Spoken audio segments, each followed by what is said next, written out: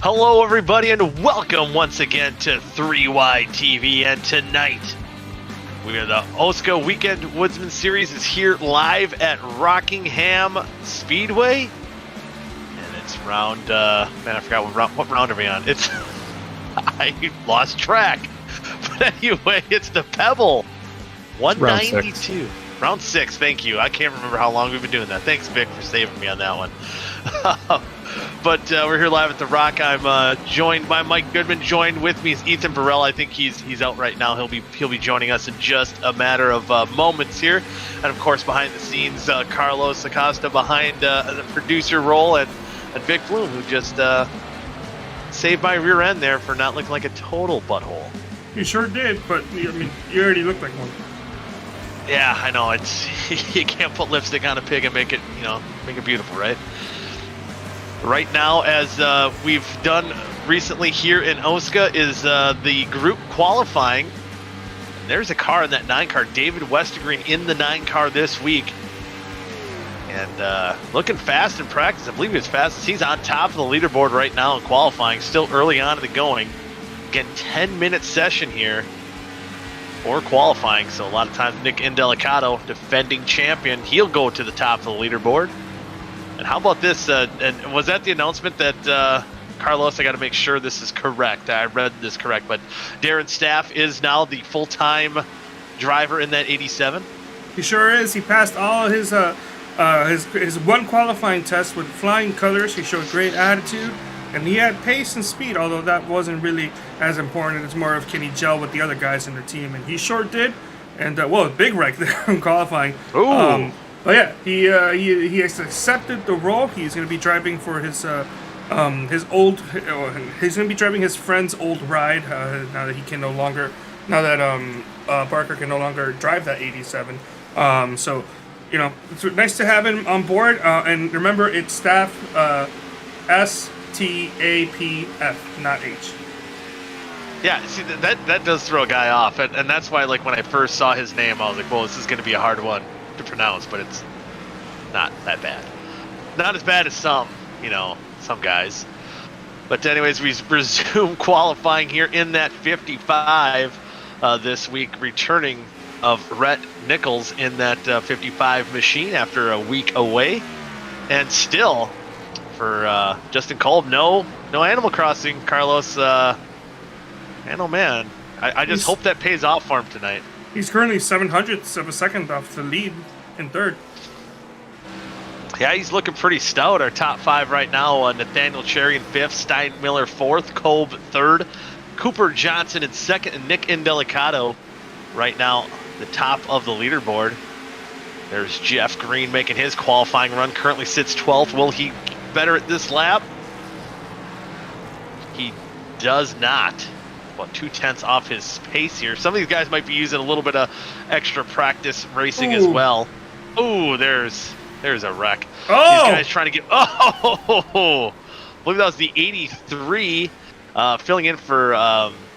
That's your test car, isn't it? A Kean Rally back in OSCA action. He is 83. He was driven by Dylan Dreiling, and Dylan has left that team, and Kean has replaced him.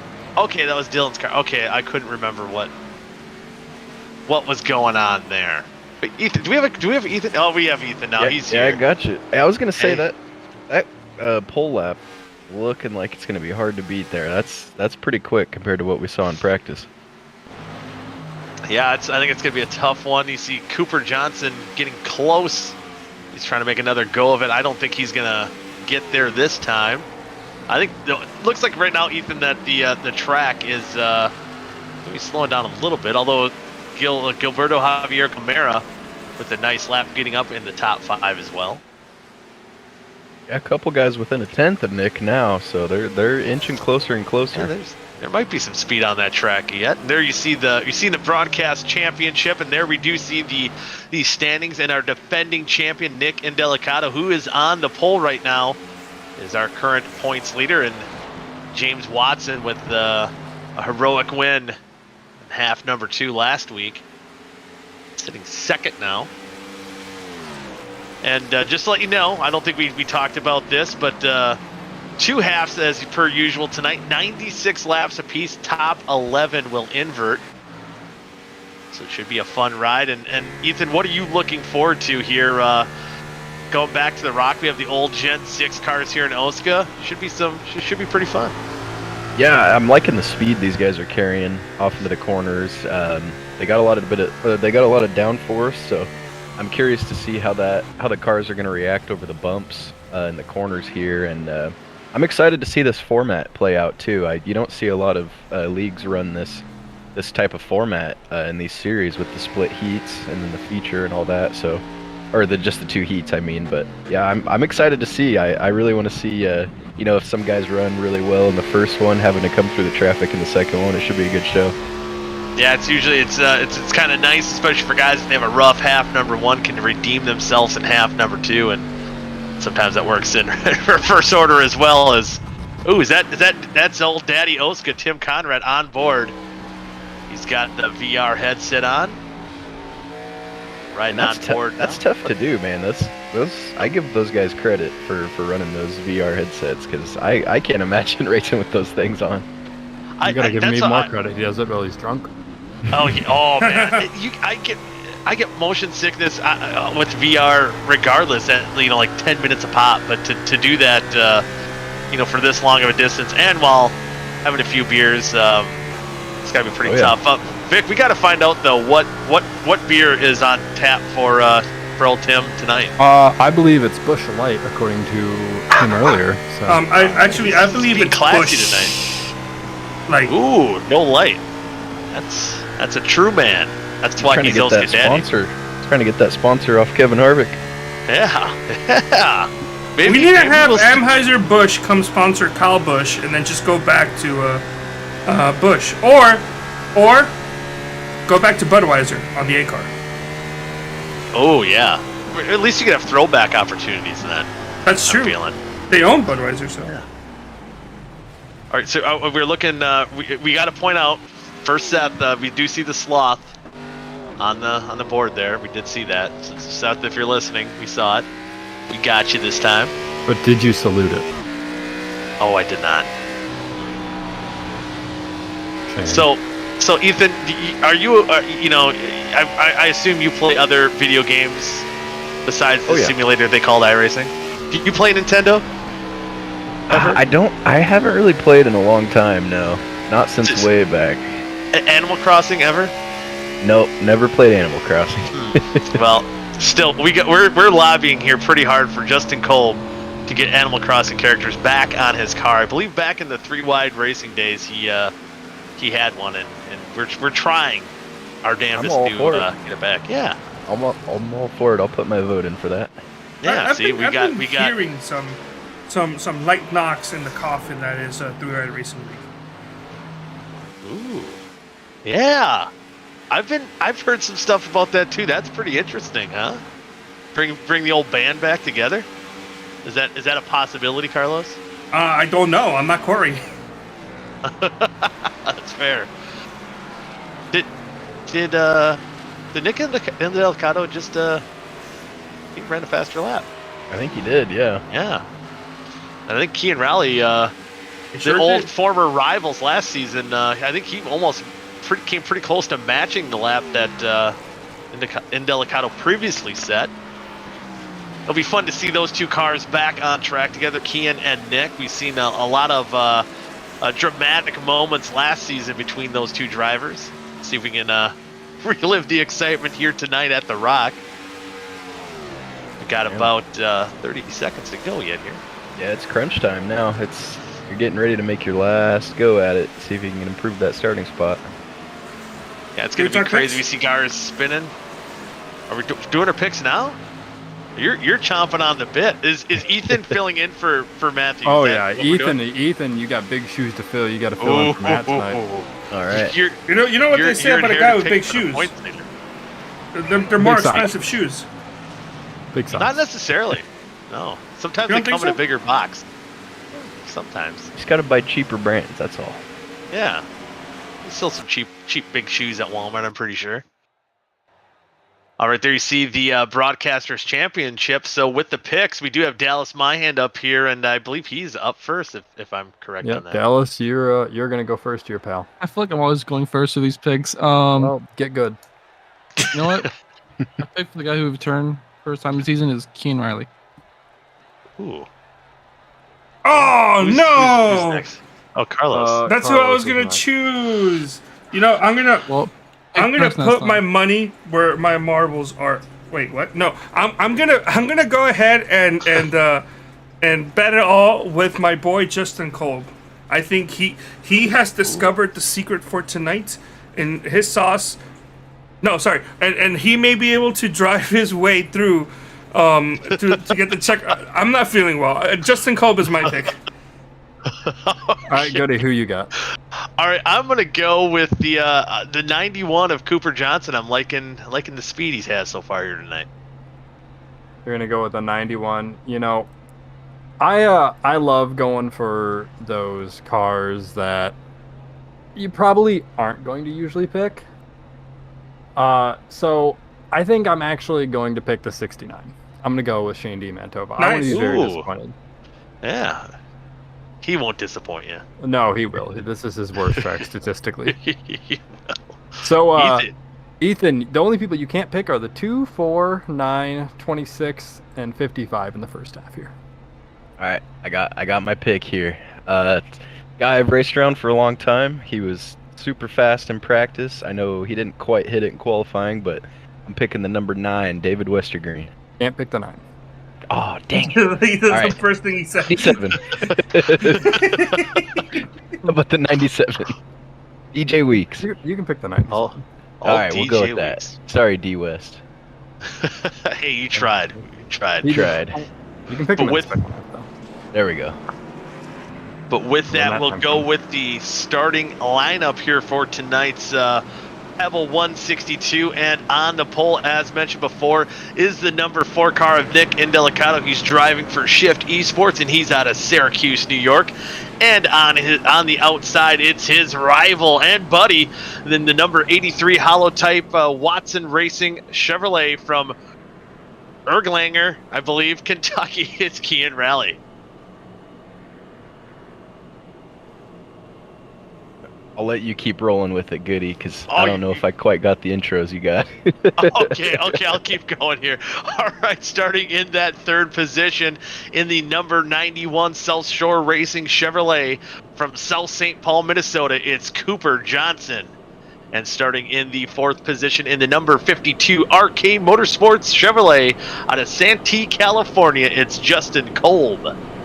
Starting on the inside of row number 3 and then number 99, that beautiful looking Miss Goodies Ford, and that is I've lost my train of thought. S2 Racing Team Ford from Worcester, Massachusetts. It's Gilberto Javier Gomera. And on the outside of him is the number 55 of Rhett Nichols. He's for Holotype Watson Racing, and he's from Washington D.C. And I'm liking how they shortened that name. That was nice. That's a good touch. Anyway, next up in the 7th position in the number 95 South Shore Racing Chevrolet from Bridgeport, West Virginia, it's Hank Steinmiller. And on the outside in the number 26 Shift Esports, I'm trying to get S2 and Shift Esports straight here. And Shift Esports Ford from Edmonton, Alberta, Canada, it's Nathaniel Cherry. Starting in 9th in the number 9 car for South Shore Racing Chevrolet from Schaumburg. Is that right? I don't know if that's right. Illinois, it's David Westergreen. And alongside in that number 71 Do Good Motorsports Chevrolet from Lawrence Harbor, New Jersey, it's Dave Carpenter. In the 11th spot, in the number 97 Outlaw Racing Chevrolet from Virginia Beach, Virginia, it's DJ Weeks. And alongside him, it's the Young Punk. In that number 10 Shift Esports Ford from Asheville, North Carolina, it's the Potty Mouth Ty McIntosh. And there's a story behind that, Ethan. Don't worry about it. In the 13th position, starting in the number 6 Me Fine Racing Chevrolet for RK Motorsports from Yorktown, Virginia, it's Cameron Rich. And on his outside in the number 25 Shift Esports Ford from Peabody, Massachusetts, it's the Rocket Man Seth Rawls. Last week's half 2 winner at Kentucky in that number 43 holotype Watson Racing Chevrolet from Fairfield, California, it's James Watson. And in the number 73 is starting next to him, and he is racing for the Nurse Aviator Racing from Blackwater, Queensland, Australia, it's the Land Shark Kynan Jones. In the 17th position in the number 2 DGG Racing Chevrolet from Owensboro, Kentucky, it's the 2000 Busch Series champion, Jeff Green. And then up next in the 18th position in the number 00 Weekend Woodsman Racing Chevrolet from Halifax, Nova Scotia, Canada, it's the young gun, Caden Tufts. Starting in the 19th position in the number 96 South Shore Racing Chevrolet from the dirty side of South Bend, Indiana, it's Adam Tepe. And making his return to OSCA competition in that number 69 Shane DiMantova Racing Chevrolet from Columbus, Ohio, it's Shane DiMantova. Starting in the 21st position in the number 32 Do Good Motorsports Chevrolet from Medford, Wisconsin, it's Dustin the Dragon Doer. In the 22nd position, filling in for Brent Jones in that number 89 Nurse Aviator Racing Toyota from Denison, Texas, it's Dylan D. Thomas. Where am I left off here? At the 23rd position in the number 35 Weekends Woodsman Racing Chevrolet from Conneaut, Ohio. I'm sure I'm murdering that. It's Tim OSCA Daddy Conrad. And starting alongside him in the number 20 S2 Racing Team Ford from Coxsackie, New York, Sam Dreas. Why are you laughing? Starting. What's that? What? You want to fight about it? Oh, yeah. In the number 25 or 25th position, in the number 39 Do Good Motorsports Chevrolet from Thomasville, North Carolina, it's Jordan Tarble. In the the 26th position, in the number 13 Nurse Aviator Racing Toyota from Spartanburg, South Carolina, it's Adam Sugarmoon Peeler. In the 27th position, in the number 98 Holotype Watson Racing Chevrolet from Phoenix, Arizona, it's Victor Aldrich. And alongside him, hey, he showed up. I was kind of worried about this one.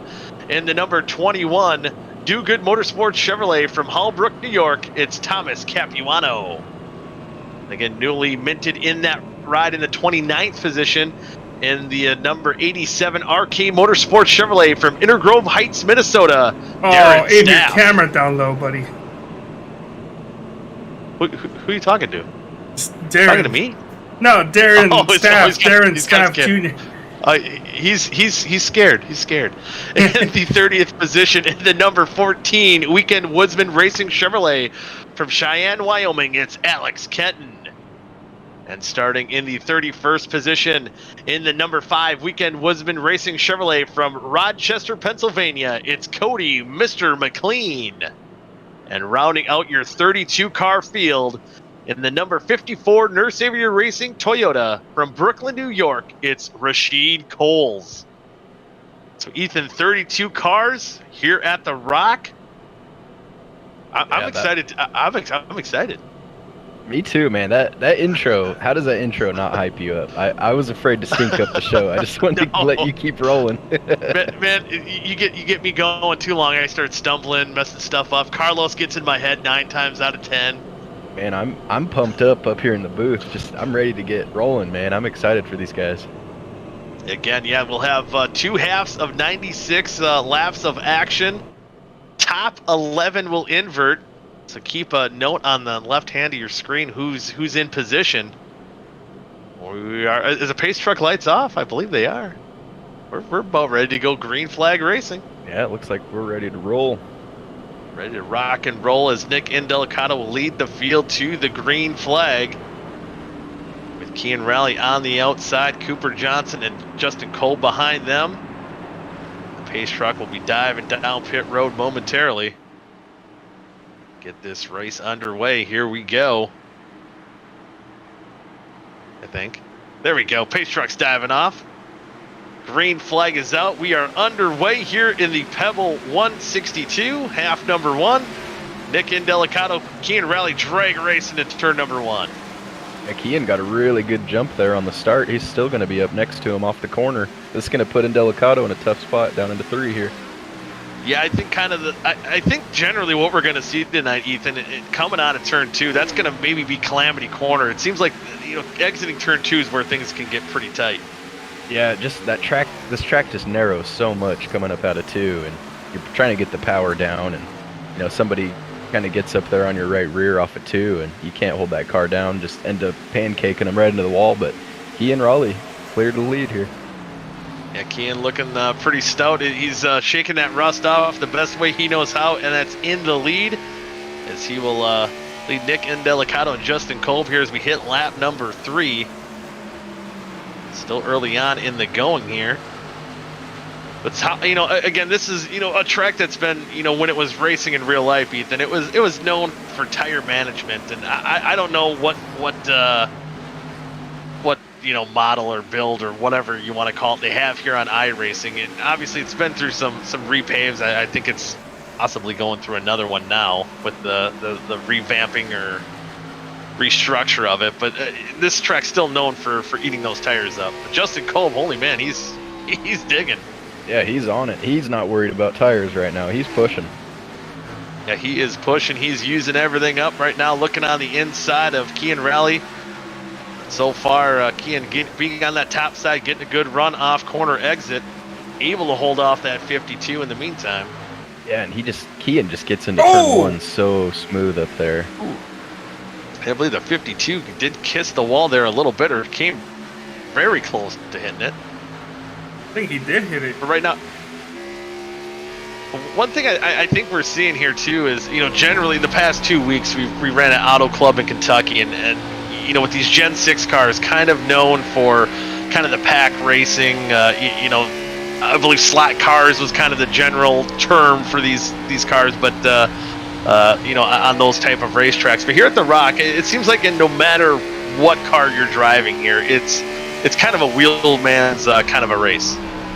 Yeah, and a lot of these guys, I really like a race like this. It's a lot of throttle management, and you can really, you can make passes and make up positions coming off the corner at a track like this. Whereas, the other bigger tracks, you're kind of stuck, working with the air of the guy in front of you. So these guys will have fun cooking that right rear coming up out of the turn. Yeah, you see Cope looks like he was cooking the right rear going into the turn there, getting a little slideways there. And that's another thing too, is going down this front stretch, I mean, you really got to park it getting down into one, and these cars will tend to try to get sideways on the brakes that hard. Yeah, get that rear brakes probably dialed in and getting sliding quite a bit. But one guy I think here that's generally known for running smooth, running consistent, and kind of saving his stuff here, Nick Indelicato. And we've certainly seen him up front here in OSCA competition, dominating a lot of halves and winning a lot of races that way. But also right now on a track like this, it looks like he's managing those tires, just kind of letting Justin and Kean kind of battle it out for the lead, as we see a couple teammates here battle back in the back of the pack on top of your screen. That's for the 11th position between Ty McIntosh and Seth Rawls. Man, that got tight there up too. But yeah, I think this is right where Indelicato wants to be. Like you said, those top two, they were on a mission. He's content sitting there in third and just biding his time and give it 10, 15, 20 laps. And I mean, he should be the quickest car on the track after that. Yeah, he should be right up there indeed. Once we get some laps in these tires. Right now, lap 11, and probably should ask Vic earlier. Do you have any? Usually, I know you don't know, Vic, but is there a guesstimate on the fuel run, or maybe even the tire? When these guys might be wanting tires in this half? So I did test earlier, and I got very inconclusive numbers because I kept crashing. So I'm not really sure. I'm not gonna lie. There was a skill gap, and I don't possess the ability to do this. So TBD for pitting, but I believe the rule change this week, Vic, is 2 sets of tires they have in the pit. Only 2 sets. So it should curb the aggression, which I think is the reason we're seeing a lot of single file racing so far. Yeah, saving those tires will be a key factor. 2 sets of tires per half. And Ethan, if you're in the cockpit right now, we see a spin. I believe the 89 of Dylan Thomas got sideways there. I guess he saved it. Oh, he saves it. Wow. Looked like he got a little help there, but able to keep it under control. But that might not bode well for his tire management. But Ethan, here's the replay. Anyway, if you were, we're gonna take a look at the 3-wide TV replay up on top of your screen here, going into the corner. Let's take a look at this. He's fighting for the same real estate. What a save. Yeah, both those guys did a great job keeping that together, and the guys around him as well. Yeah, that's something that can generally turn into a big pile up, but we stay green. Lap 15. Caution is out. Sam Dreas. Sam Dreas to the number 20. Ooh, missing the front end there. That's not good. That thing's all torn up. Does not look good. We'll look at the 3-wide TV replay. See what happened. Ooh. Oh. I don't know if Capuano might have made a little contact going into the corner. Adam Tepe, nowhere to go, gets involved in that one as well. So heavy damage for the 20 and the 96. Yeah, big hit for both Oh, those yeah. guys. Yep. Look like just different kind of entry points going into the corner, and that's I feel like Look at generally Staff. in iRacing. Your boy Staff here, well, he's got some damage there. What he got in the wall? Oh boy, Days of Thunder. Ooh. You can drive through it, and he does. Oh boy. Pit stops? Pit stops. We see some guys choosing to take well, at least one of their sets of tires here. I don't know. Is that a little too soon? Do you think, Ethan? I think we're right in the ballpark. I think if you're not way up front, I say go ahead and take them here. If these guys that are pitting now are hoping for maybe 30, 40, 50 lap green flag run here, and they could make up some serious track position. Yeah, I think the fall off on lap speed is. I haven't really been paying attention compared to their best lap, but it's again Rockingham kind of known for the tire fall off here, so it's a strategy which they're probably going to have to make these sets last a little bit longer in this mid run here.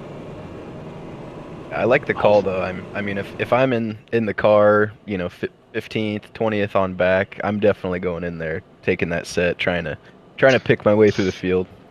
Getting that sometimes, yeah, that track positions. A lot of times, the easiest place to save tires is when you're in that clean air. If you can work your way through the field. So anyway, you listen to the driver's chat. It's always entertaining. Key and Rally choosing the outside as their one to go to green. Again, it's Rally, Kolb, Steinmiller, Indelicato, and Cooper Johnson round out your top 5. And we'll see what kind of launch Kean gets this time, because last time he was on the top, but he was second, and he still got clear out there. So we'll see what he does leading this thing down.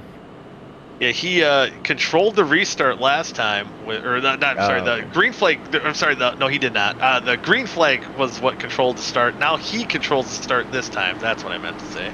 Yeah. So he should get a good jump here if he's on it as he was off the initial start, starting in that second position. So we'll see the pace truck will dive down here. We'll get to lap number 19 of 96. In that Geico restart zone. Here we go. Ooh. Green flag's out. Oh, that outside getting a good wheel spin. Steinmiller, hang on to it. Big wheel spin. Steinmiller there. He's gonna stack the field up behind him. That's the jump that Kean wanted to see. That was maybe even better than expected. Yeah, that was a huge jump. Oh, contact. back! Oh, Cherry! the Cherry around, it's rolls big. around. Carpenter. Oh, this is the big one. Oh, Tarble in the inside wall. Tim Conrad. Oh, boy.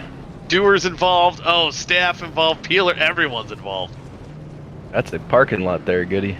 That is devastation. That is chaos right there. And it all started, again, kind of out of that Calamity corner off of 2. I believe it was the 26 of Nathaniel Cherry kind of getting something happened to him that kind of stacked that whole field up.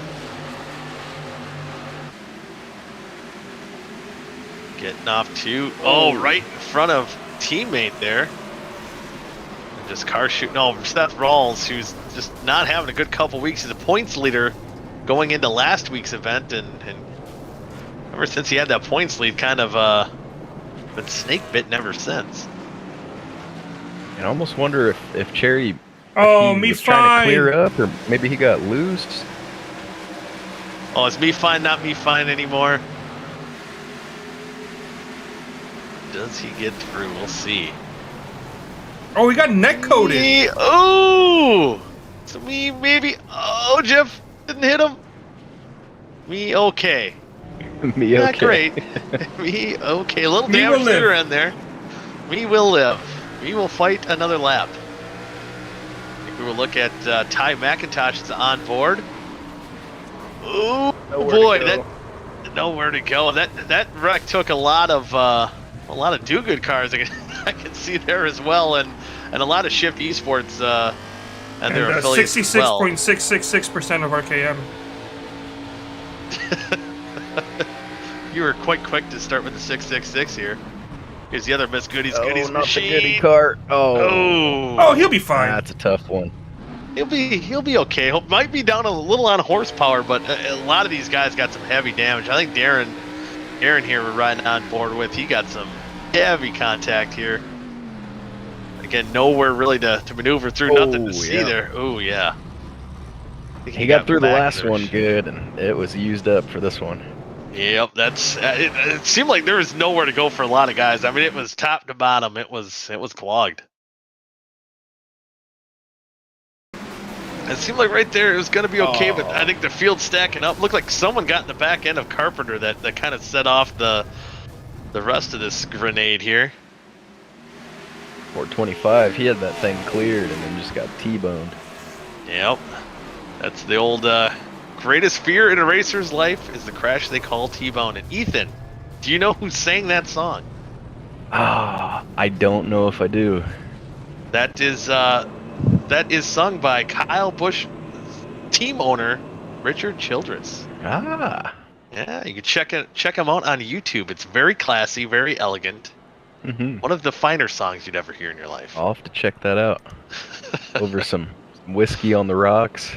Hell yeah, you gotta listen to the whole album. Dave Marcus is in there. Dale Earnhardt has a banger. Bill Elliott's song's kind of weird. I think Chase Elliott actually walked out to that song at Bristol one year. Heck yeah. Oh, just heard a motor pop somewhere. That's not good. Yeah. Yeah, some of these cars down pit road, some of them getting damage fixed. Kind of see how this field's going to shuffle out, especially kind of towards the back half of that top 10. Man, I'm looking even guys right now. Jeff Green in 10th, and he was heavily involved. He doesn't even have a hood, so that shows you how many cars got in that wreck.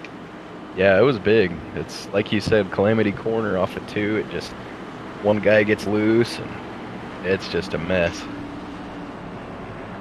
We'll see how many competitive cars we'll have after this. Some of these cars can soldier on here and still get into at least that 11th spot. You can start on the pole for half number 2. Have a halfway decent points day. Pace car dives off. Kean Rally again choosing the outside line. We're going to restart here on lap number 24. And another great jump for that 83. Here comes Rhett Nichols on the outside too. He's back and he's looking to show some power. Here comes Westergreen. That car looks clean. Yeah, Westergreen's done a good job keeping his nose clean. Ooh, I think we had some more contact in the back there. Under caution again, and another. Oh boy! Oh, me no fine. Cameron Rich is. Yep, that is no longer me fine. Oh boy! Rich was airborne. He was barrel rolling, and man, it looked like a carbon copy of the last wreck for the 39 at Tarbell, almost getting the inside wall, trying to avoid everything. Yeah, I was gonna say that looked like a mirror image. The last one. We'll see what caused this one.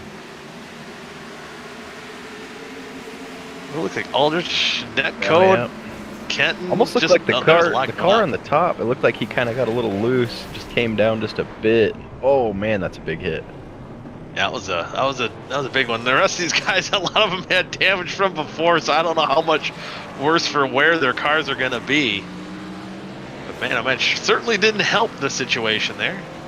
Oh no, was my pick in that one? Yeah, he did get some contact there. Oh man. Oh man. A lot of big hits in there. Yeah, a lot of some pretty good size hits.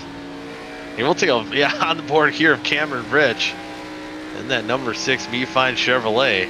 Yeah, this one's gonna hurt. As the team owner of the 6, I legally have to say he had a brake failure. Oh man. That was really cool until he found that may be car. hit with an arc brake penalty.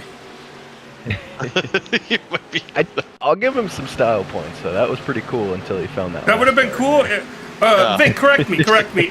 Vic, correct me. If somebody arc braked like that, but they went through without hitting anybody, would they still get a penalty? It depends on circumstance. Ooh. And just because you're the team owner, I believe that's circumstance enough where he should get a penalty. Just because you're the team owner. I'm a broadcaster, so I can't. I shouldn't say if somebody should or should not get a penalty. But all I'm saying is that his cat chewed through the brake wire. hey, you know what, that happens. Cats can be dickheads, and It does happen. yeah, it's what people love about cats is how big of a-holes they are. Oh yeah. Yeah. So now I think we're still at that about 10 competitive cars yet. I don't think any new cars got damaged in that wreck. I believe that was a lot of the cars that were involved in the previous caution. So we should see the same guys up front. That 2 car, Jeff Green, man, that thing is tore up. It's tore up. Hey, you see that for do good, man. It's technically DGG, sister team. Oh, okay. He's Still got hurts the same though. It does. It hurts. Hey, Dusty right behind him is actually looking pretty clean. He's got a little bit of right front damage, but I think the Dragon's still got some life left in that thing. Yeah, he's ready to pounce. We'll see what the Dragon can do here as well. See behind him, Shane. I don't think he has too bad damage. A lot of these guys kind of a little bit farther back there. There you see Dylan Thomas. Surprisingly, still have a hood. Has a hood. He went for some wild rides here, but we're 1 to go to green here. And just a note for you, E2, Ethan, and anyone new watching at home or on your phone or however you're watching here tonight on YouTube. Anytime there is a caution, if you're on track, you do get a wave around. Everyone gets at least 1 wave around for to get a lap back. So we do have 21 cars currently on the lead lap. Adam Tepe, the last car on the lead lap in that 96 machine. And I like that rule. That's a good one to have. It's kind of keeps everything competitive and tight. Makes things a little interesting, and we'll get back going green, see how interesting these boys can make it. Now we got Rhett Nichols on the outside here, and Kean Riley choosing the inside this time. Green flag's out, but as usual, that 83 car gets such a good restart. Yeah, he does. Huge run there. They didn't get a very good run behind him, but he took off. Rhett Nichols does hold on to that second spot, able to get down on the inside going into 1 and 2. He's going to try chasing down that 83. See the pack behind him trying to duke it out. Indelicato now back in the 6th position behind 2 guys battling for position ahead of him, Caden Tufts and Justin Cole. And I spotted a bit of nose damage, I think, is what I saw in that 4 car. I'm not sure where that came from. I got to take a closer peek here. I gotta look for this myself here. I'm not sure when that happened. Even Caden, there's a little nose damage to that 4 car. Caden Tufts has a little bit of rear damage. Guy he's battling with right now. So I guess that's a heavy hitter with some damage there. Yeah, it seems like it's hurting him a little bit. Oh, Steinmiller in the wall. Oh boy. Able to hang on to 4th in the meantime. Yeah, almost collected Caden with that, but they keep it straight for now. Keep it straight. We stay green. Kind of keeping a look at some of the times these guys are running, and say generally we got about 13 cars, 14, that are pretty competitive pace. I think Dylan Thomas 15th on back. They seem like they're a little bit wounded, not too far off the pace. Definitely, if there's more calamity they can collect. Yeah, Colb's in the wall. He's dropping back. Just second, not too long ago, all the way back in 9th. Tell you what, Goody, Rhett Nichols is not letting Kean get away this time. Neither is who's that in 3rd? Steinmiller. I think he's got those fresh tires. He's using them up, and Rhett Nichols showing some speed as well. Kean's lead is definitely not safe. Steinmiller looking to the outside here off of 4. Ooh, he gets there. Oh boy, I thought maybe a good run for a 3-wide action. Not quite yet. Steinmiller, I believe they just said on new tires, he's charging up towards the front. Oh yeah. And there's a live shot of that advantage on the tires. It's massive here.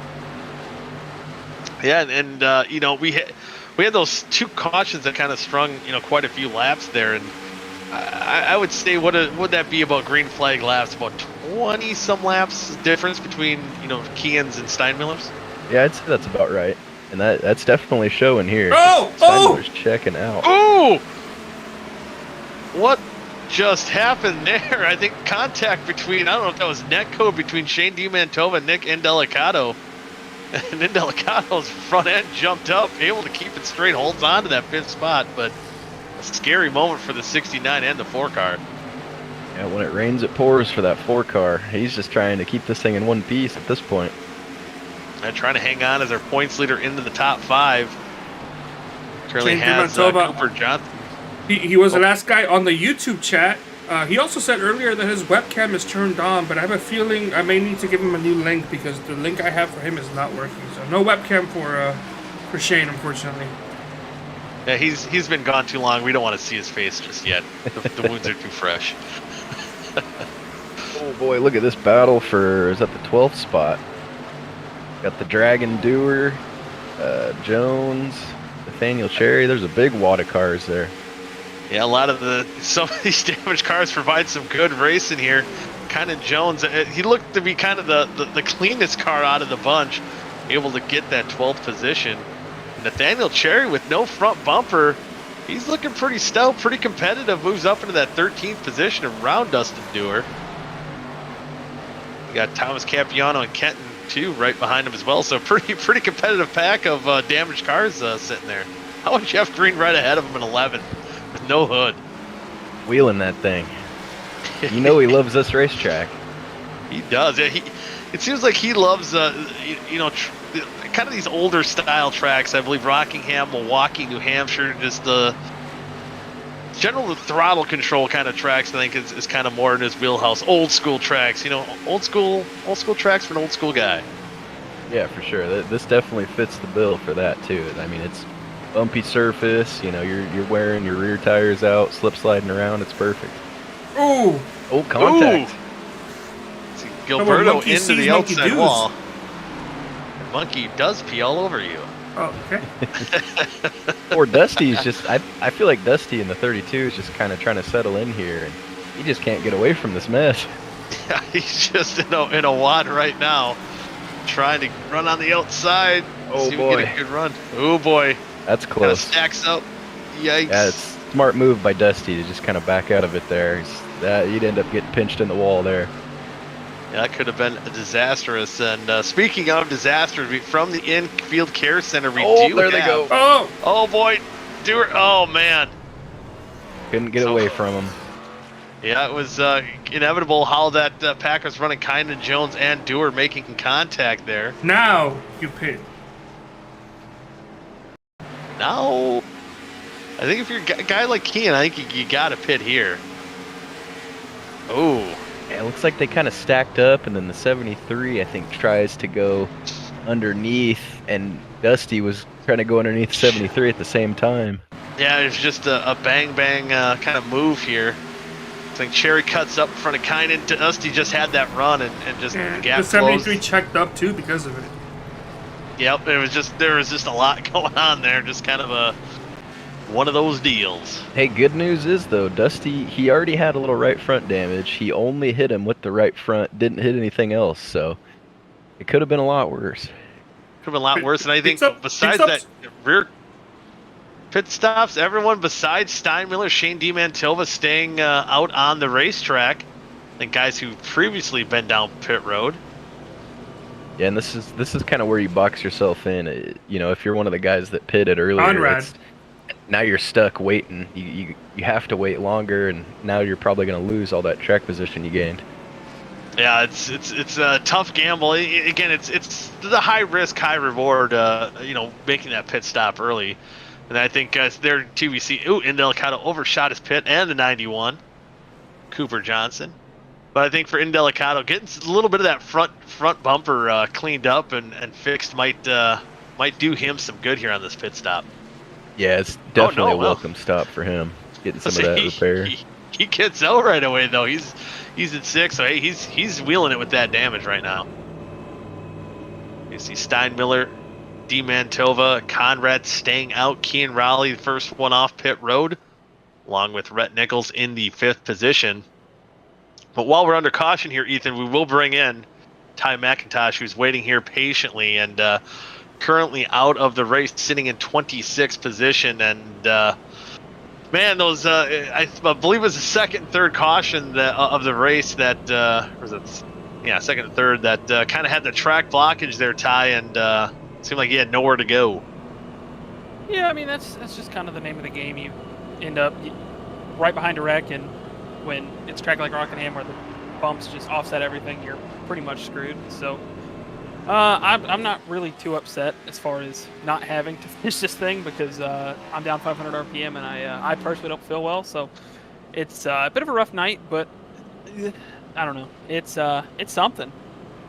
It is something indeed. Those two wrecks were certainly something indeed. But under the weather, you're going to have to start in the back here. In around that 26th position for half number 2. Are we going to see a Michael Jordan flu shot? Flu game where you're coming to the back to the front, maybe win this thing? If we were at any other racetrack and it was a lot less chaotic, and like. Everybody, I don't know. There's not enough. No, it's Rockingham. There's no passing lane unless it's the bottom, which I feel like everybody's going to be on, and I feel like we're going to have way too many yellows for me to do anything. So probably not. Well, either way, we wish you the best of luck and hope you feel better. I do have to ask though too, as we are 1 to green here, was the potty mouth cleaned up this week? Yeah, we had a team meeting. Like we all kind of realized that we need to do better with it. So I've definitely been trying to put it into practice. As far as over the radio to the team chat, not really. Oh well, team chat, But as long as you can still kiss your mother with that mouth at the end of the night, I think that's the main thing that matters. And the other person's mom that I also kiss with it. Oh, that's right. We won't name any names here, but as we get ready to go back to green, and before we let you go, any shout-outs you want to give? For Harlow Dirt, Shifty Sports for trying to get me as much as possible for tonight, and Angry Duck for being a affiliate for the whole team. All right. Well, thank you very much, Ty, and hopefully we'll talk to you better or later under better circumstances. And now the green flag is out. Steinmiller spins again. Wow, he's been having trouble on these restarts, but he's able to keep the lead at the moment. But man, oh man, that could have been disastrous again. Yeah, and that stacked way back in the field too. I saw Westergreen got a piece of it. Yeah, Westergreen's currently sitting in the 9th position. How the field stacked up, kind of spread out now. But Kean Raleigh with those fresh tires, it's gonna, I think, rocket into turn number 1 here. Should retake that lead, and he will. Oh! Nick Indelicato now. Ooh, boy. Well, Steinmiller fighting with everything he's got. He doesn't want to lose that track position. Trying to fight those fresh tires, Nick Indelicato, and he didn't really spend enough time on pit road to get, I don't think, too much of that damage fixed, but he's got the 4 feel goods on there, and he's keeping right up with Kean right now in that 2nd spot. Yeah, it's go time here. Ooh, a little bit of contact behind him. Crazy all throughout the field here. Right now, Tim Conrad, I believe, stayed out there. You see him on top of the screen with that damaged race car, trying to save a set of those tires. Currently in 14th, just trying to hang on. Indelicato, I think he's taking the look. I thought he was taking a peek there for a minute, but not quite there. There was a little bit of contact next to him in the corner. Oh, there was contact. Okay. I was looking at one side of the screen, then oh, the he was other. getting his cat out of the way. Oh, hey, we've all been there. Yeah, it happens. I've never had this in a league race, but I've had it one time racing an official race where my cat actually stood on my power button on my computer and turned it off in the middle of the race. Oh, yeah. Yeah, I have been there too. That's not a good time. and then you can't shoot the cat away. You'd feel like a dick because damage is already done at that point. Mm-hmm. Kind of just left there in awe. Yep, oh man. As you see Cooper Johnson moving up into that 5th position now on lap 52 of 96. So again, with kind of how this tire strategy, I believe most of these guys should have at least one set in the pits here. And I don't know, we're still unsure how far they can make it on a run, but if it's possible where you can make it on fuel, do you try to just save everything, save your tires so you can at least drive the son of a gun to try to stretch it on the old tires? Yeah, I'd say these guys that pitted under this last caution, they should be good to go to the end on fuel, unless there's a reduced fuel capacity in this series. I don't know, but There is. I can't. Ooh, I believe Okay. the 98 of Victor Eldridge blew up, and Vic, I'd have to confirm. Wasn't it 67 or 70% of fuel capacity? It is 62%. 62. okay. So yeah, I mean, I don't know the exact number here normally, but I would say they got to be pretty close. So yeah, That's if what I I'm was within a thinking either couple way. laps, I'm definitely gonna try to save. You're gonna stretch it out, and this is maybe too where, some of these guys with lightly. Oh boy, hang on to it, Shane. I think he will. But some of these guys with the moderate damage that don't really have the speed or the car left to go up there and kind of contend for a top 5 right now. Kind of looking back at guys like Jeff Green, Gilberto, Steinmiller's on those older tires, Dewar, Kynan Jones. These are guys that could maybe almost benefit from that car damage and just kind of ride, savor your stuff a little bit, and don't know if you can contend for a win, but maybe end up with a nice top 5, or you never know, get some nice solid top 10. Oh yeah, Point out, yeah. this is It's the battle for 11th. it's got to be going through their minds too. If it's close on fuel, they got damage. I mean, you're trying to do everything you can to put yourself in the best spot. So if you got any shot of stretching the fuel, maybe picking up a couple spots, you're definitely going to go for it. Yeah, you're gonna go for it indeed. And right now, even though we still have a little under 40 laps to go here, that Justin Kolb and Kynan Jones battling for that 11th spot again, top 11 inverting for half number 2. Right now, just out of damage wise, I don't think Kolb has quite as much damage as the 73 does. We've seen him get that hard hit by Capuano, the 21. Under a last caution, but still seems pretty competitive speed. Must have just got hit right in the right spot where that could have been pretty bad. But there's another car just trying to hang on, Hank Steinmiller in that 10 with those older tires. Yeah, and so after the first heat, did these guys get fresh cars for the second heat, or are they stuck with their damage? It's fresh cars, fresh start. Okay. Yeah. And so do we see a lot of guys that are kind of around the middle of the field? Do you see them kind of target a certain position with that invert coming, or? Vic would like to say no. You might. Yeah, no, I generally don't think we see it as often as maybe you would think.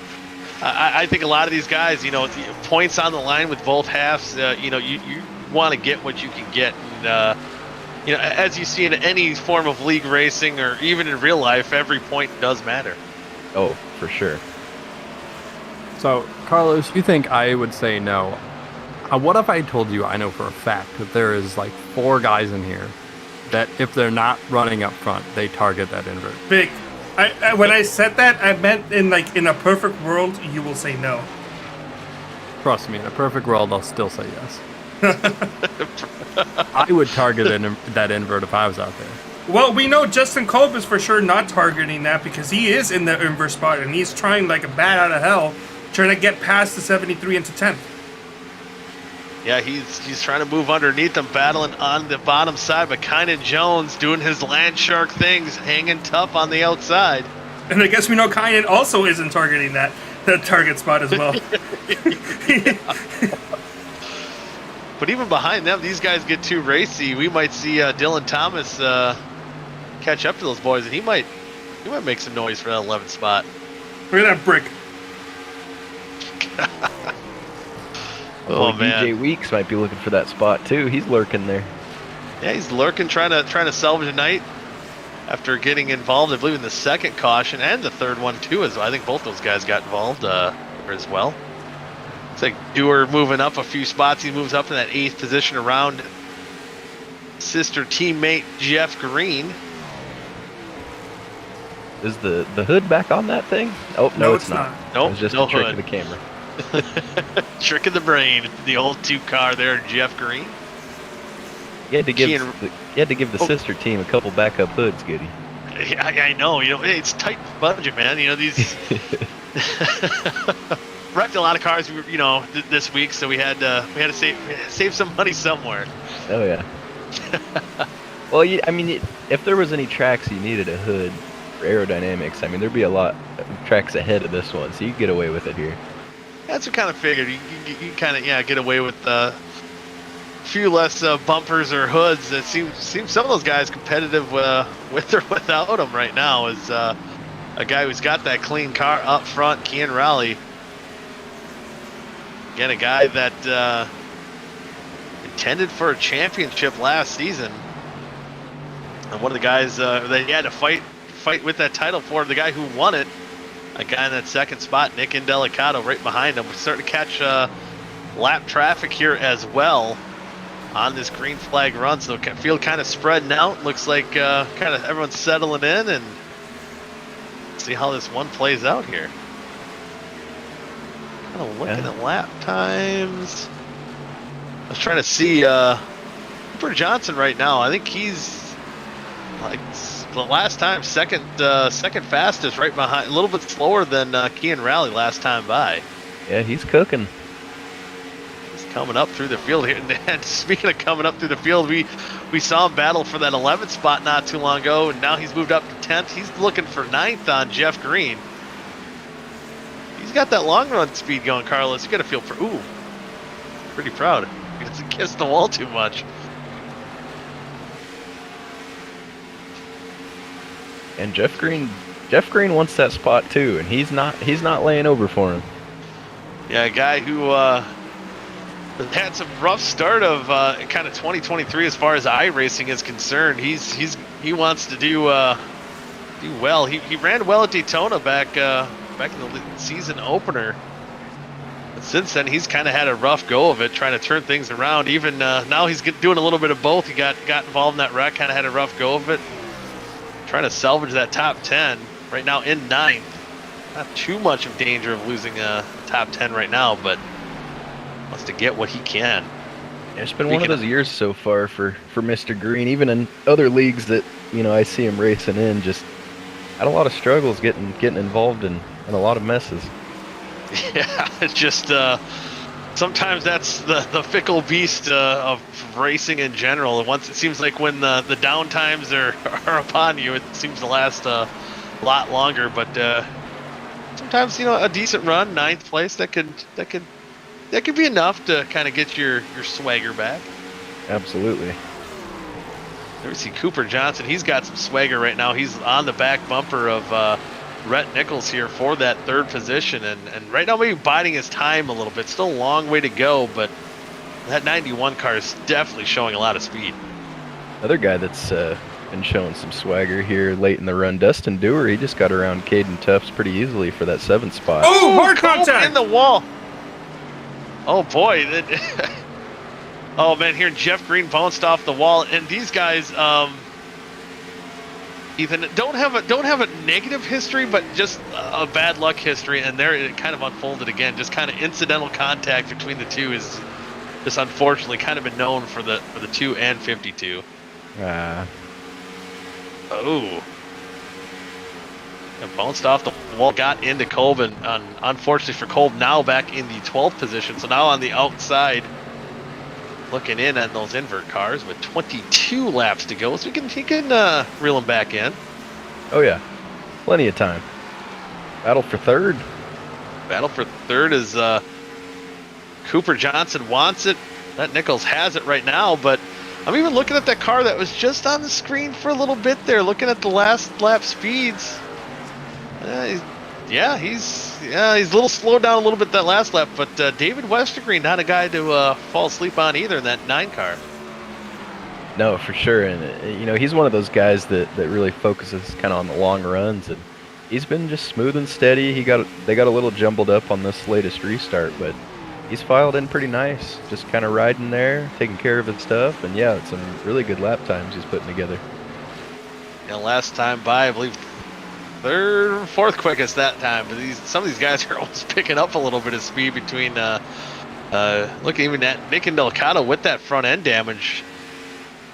Was the 2nd fastest car. Cooper Johnson with the fastest lap, even battling Rhett Nichols for that third spot. So I don't know how much time, how quick he's got to get. I'd have to do math, and math and me are not the best of friends. Yeah, math's never fun. Yeah, he's got 2.2 seconds to make up. He'd have to pick a little bit more speed or hope the 83 and the 4 fall off. There we see. How about Dylan?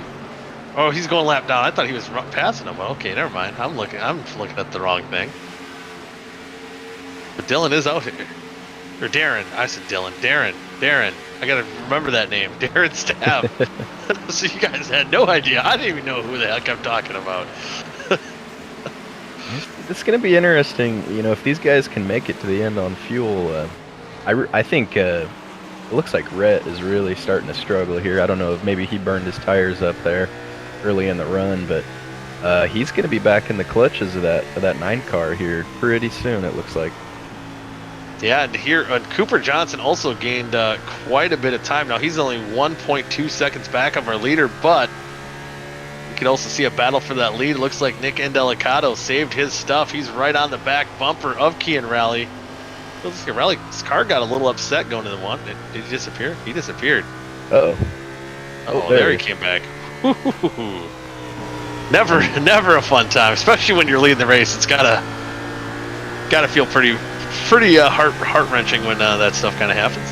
And I almost wonder if Kian Raleigh might have slipped up or something, because Indelicato closed that gap really, really fast. He gained over a half a second a couple laps ago. Yeah, and I'm just still looking at Cooper Johnson. He's under a second now. He is really moving. I don't know if that was just a product of saving his tires or if he just decided now it's go time. Yeah, he's moving. He's running some fast lap times, and those guys are getting big in the windshield. Westergreen right behind him too. Top 2 ran 25 zeros. Cooper ran a 24.8 last time. Yeah, so he definitely turning up the wick here. And Indelicato, looked like he closed that gap, but now he's just trying to maintain it. So he's still decided it's not go time yet, but he's gonna have a decision to make here once that 91 gets to the back bumper. Here's Steinmiller, who stayed out on those older tires, definitely struggling. Looks like he's gonna go lap down. He's currently sitting in. Where's Steinmiller? Steinmiller's already lapped down there, 19th. So he's going to second lap down. And that's the downside of that tire strategy. Is it's that he got the green flag run when he was on the older tires and going a lap down now. Yeah, it looks like we may have had caution is out. We may have had an issue with Jeff Green and Kolb again. Oh boy, was there payback? Break for Steinmiller. Oh boy. Jeff Green will go lap down. Yeah, that's exactly what Steinmiller did want. Might not have started there. Ooh. No, I think it was Dylan Thomas and Green just kind of getting together. Just at that Ghana exit at 2. I say that because Justin Kolb had an issue a little bit earlier. I guess it had nothing to do with what happened. Here's a gaggle of cars here. Yeah, I was going to say, that was quite the lot of cars. Oh, boy.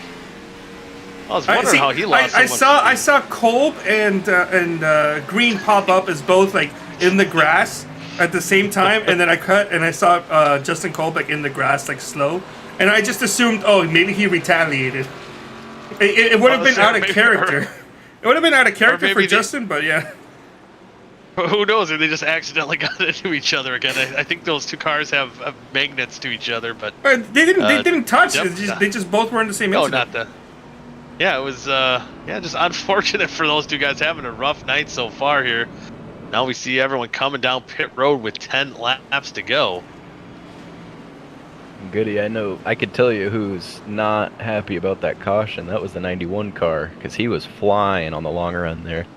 Yeah, he was looking stout. Now I think in this short run speed, I think kind of what we've seen most of this first half here, Indelicato and Kian Raleigh, it looks like those guys are the guys who are quickest on those short runs. We'll see who wins the race off pit road. Looks like Kian's got it. And Indelicato kind of came out the way they came in. Ooh, good battle behind them. As I believe Ryan Jones, DJ Weeks, and Dustin Dewar follow. And Alex Kenton might have been one guy that stayed out. I heard over the radio, Rhett Nichols might have unintentionally only taken 2 tires. Ooh. That might be a killer for him. He's having a really good run. Yeah, he's definitely one of those guys that has short run speed, but now he's going to have to battle through traffic with 2 tires, or maybe even get those. Or maybe he waited. Maybe he waited and put the left sides on.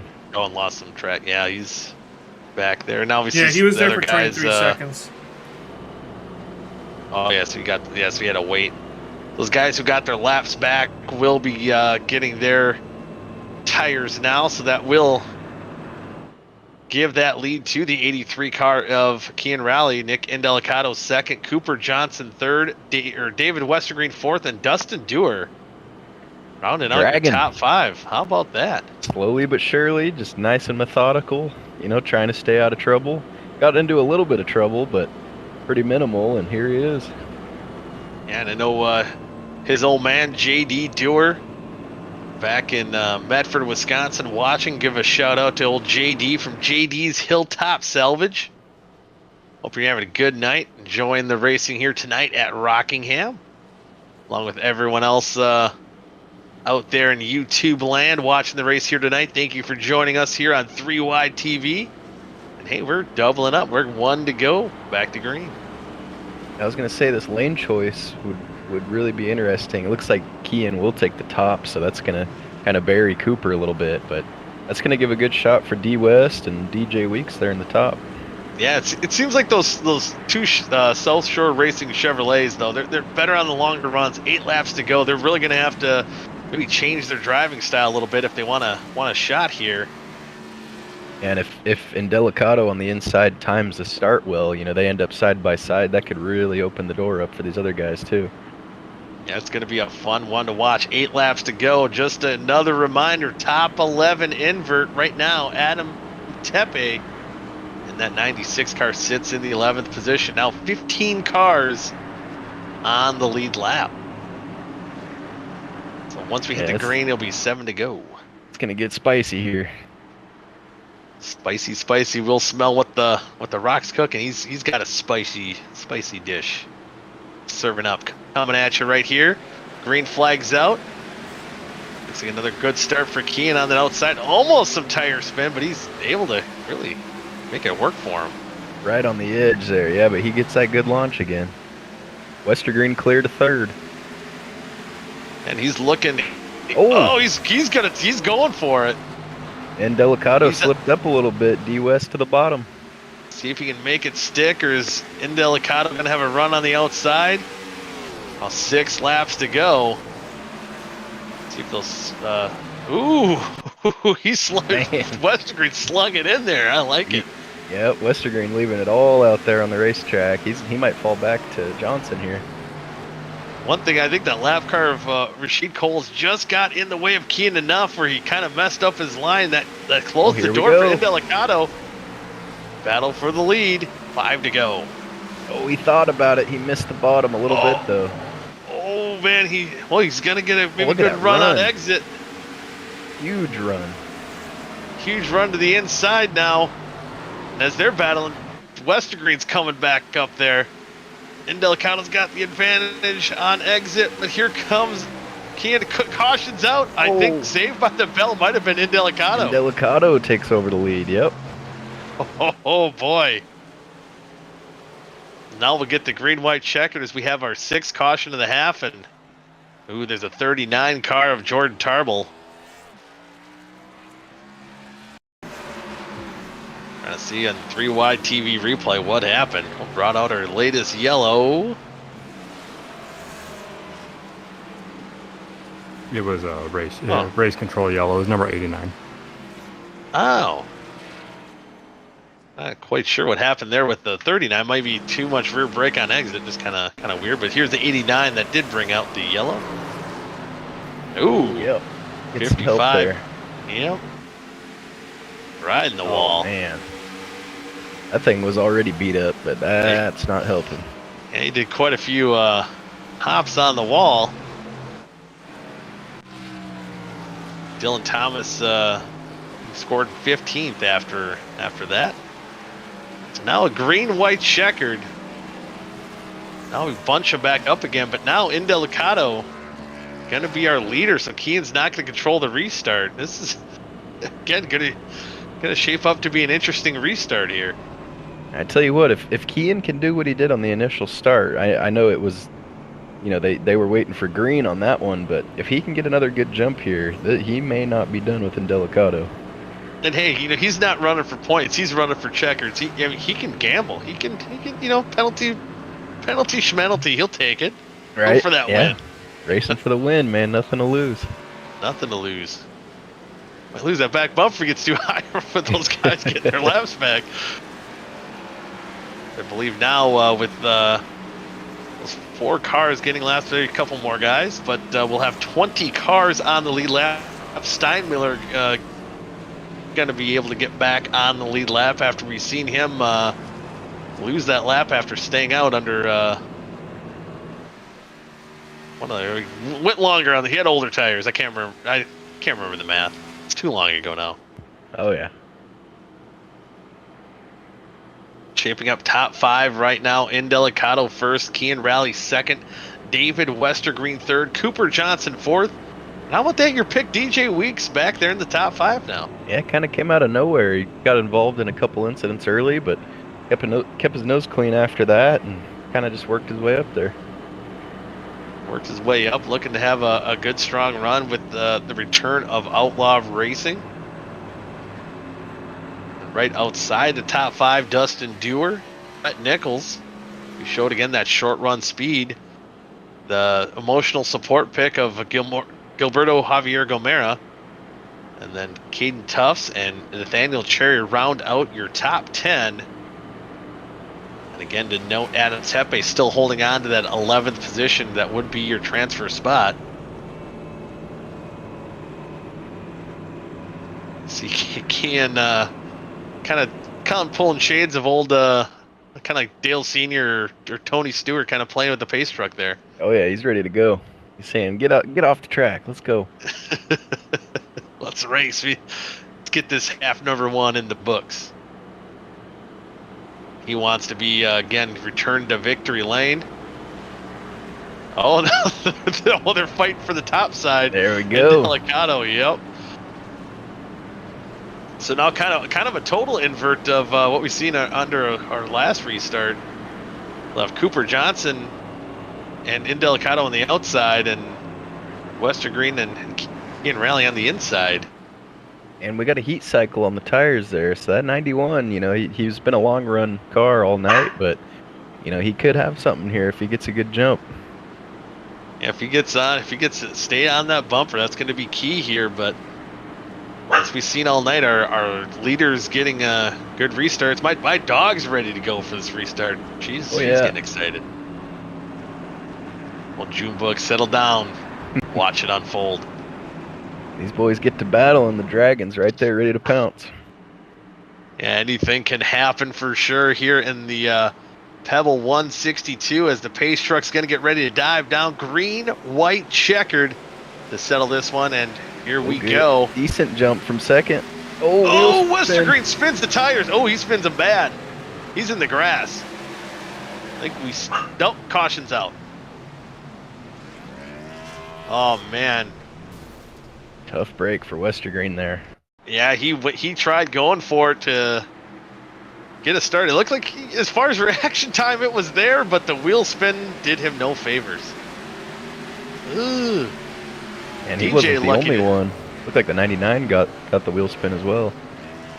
Yeah, he lost a few spots. Yeah, he fell back to 10th, and man, Westergreen, tough break for him. But wow, DJ Weeks was very lucky to not be involved in a wreck there. That was close. Yeah, that could have been a lot worse than it ended up being. A tough break for Westergreen. You know, that's gonna put an end to his first half, but could have been a lot more chaos. A lot more chaos could still be in the cards here as we go to our second attempt. I believe I gotta look. That's 2 out of 2. 2 right? out of 2. Yep, 2 out of 2 for our green-white checkered attempts. And, even just kind of looking at how that front row kind of launched there as well, that leader just gets, such an advantage. And Kian on the outside did probably about as best as he could, but it's going to be interesting to see if he has enough time to kind of keep up with him there. Yeah, and it's just so hard restarting from second. You almost really just have to guess and hope that you time it perfect. And I mean, it's so tough. But by the time you realize that they're going, you try to mash on it. You're already really late jumping, and plus you got the wheel spin to think about. So it's easy for it to go wrong from second. That is for sure. But now your pick, DJ Weeks, more than likely, if we kind of seen what we generally see the leader choosing the outside line, DJ Weeks is in a good spot. He'll be on the outside of row number 2. Yeah, and we don't really know what kind of speed he's had so far tonight because he hasn't really had a chance to show it out in some clean air. So I'm curious to see, another guy that could really throw a wrench in this thing for the front too. Yeah, we'll see how this plays out again. Our last attempt at a green-white checkered coming up shortly. 7 cautions here in half number 1, and I think as of recent, the second, third cautions, they were chaotic as about chaotic can be. But I think for the most part, every other caution besides those, it's been better than what it could have been, especially as we kind of just mentioned too with that latest restart with Westergreen spinning the tires. That definitely could have been another track blockage situation. So we still got some boys here that can contend for maybe a win, maybe a top 10. Yeah, we'll never know. Never know. And I'm still just very impressed. I don't know what it is. Adam Tepe, whatever he's doing, he's hanging out. He's not giving up that 11th spot. He'll be in that 11th spot. He hasn't moved. Yeah, now I want to shout out Nathaniel Cherry too. He's done a great job rebounding from the problems earlier. He was running good earlier, got into some trouble, and he's picked his way back up there into contention. Yeah, I believe under our first or second caution with the big one, he nosed into that inside wall really hard and able to rebound in that top 10 and potentially have a puncher's chance here at a top 5 if all plays out right. Yeah, just keep fighting, keep scrapping. If you still got a motor under you, you never know what could happen. Yep, never give up, never give in. Here we go, getting about a half a lap away from settling half number 1. Nick Indelicato once again choosing the outside lane. We're getting ready to ramp up. We'll wind half number 1 down. Pace truck's going to be diving off here momentarily. Here we go. Green flag is out. Big jump. Big jump. Looks like DJ's got a good jump on the outside as well. Looks like that was a perfect situation there for the 4 of Indelicato. Oh, they're wrecking in the back. In the back. Oh, man, Kolb, I think, went up and over. Rhett Nichols, Jeff Green involved. Adam Tepe, who is doing all his damnedest to king onto that 11th spot. He's now in severe trouble, and that will... Yeah, that's it. Indelicato is your winner. Indelicato, Kian Rally in second, DJ Weeks third, Cooper Johnson fourth, Nathaniel Cherry fifth, and oh man, just almost 2 incidents at once. Kolb went for a wild ride. Carpenter rode the wall there a little bit. Just another big one to wrap up a chaotic half. And then after all said and done, Landshark, Kynan Jones will end up in that 11th position. So he'll start up front in half number 2. Steinmiller came back for a P9 too. Yeah, how about that? He was a couple laps down, I believe, in about 19th, 20th to get in a 9th place run. Now here we go, official.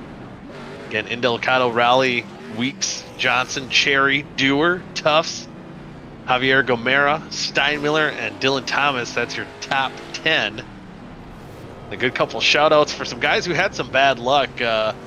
further back in the top 10, I think Alex Kenton was 13th, and Tim Conrad was 14th, and they had, or 12th, maybe 12th and 13th. I can't remember. It was a while ago. I just missed the standings there, but they had some pretty severe damage to end up with some top 15s. That's gotta feel pretty good when you have a pretty beat up race car. But Dylan Thomas as well. He came back for a top 10.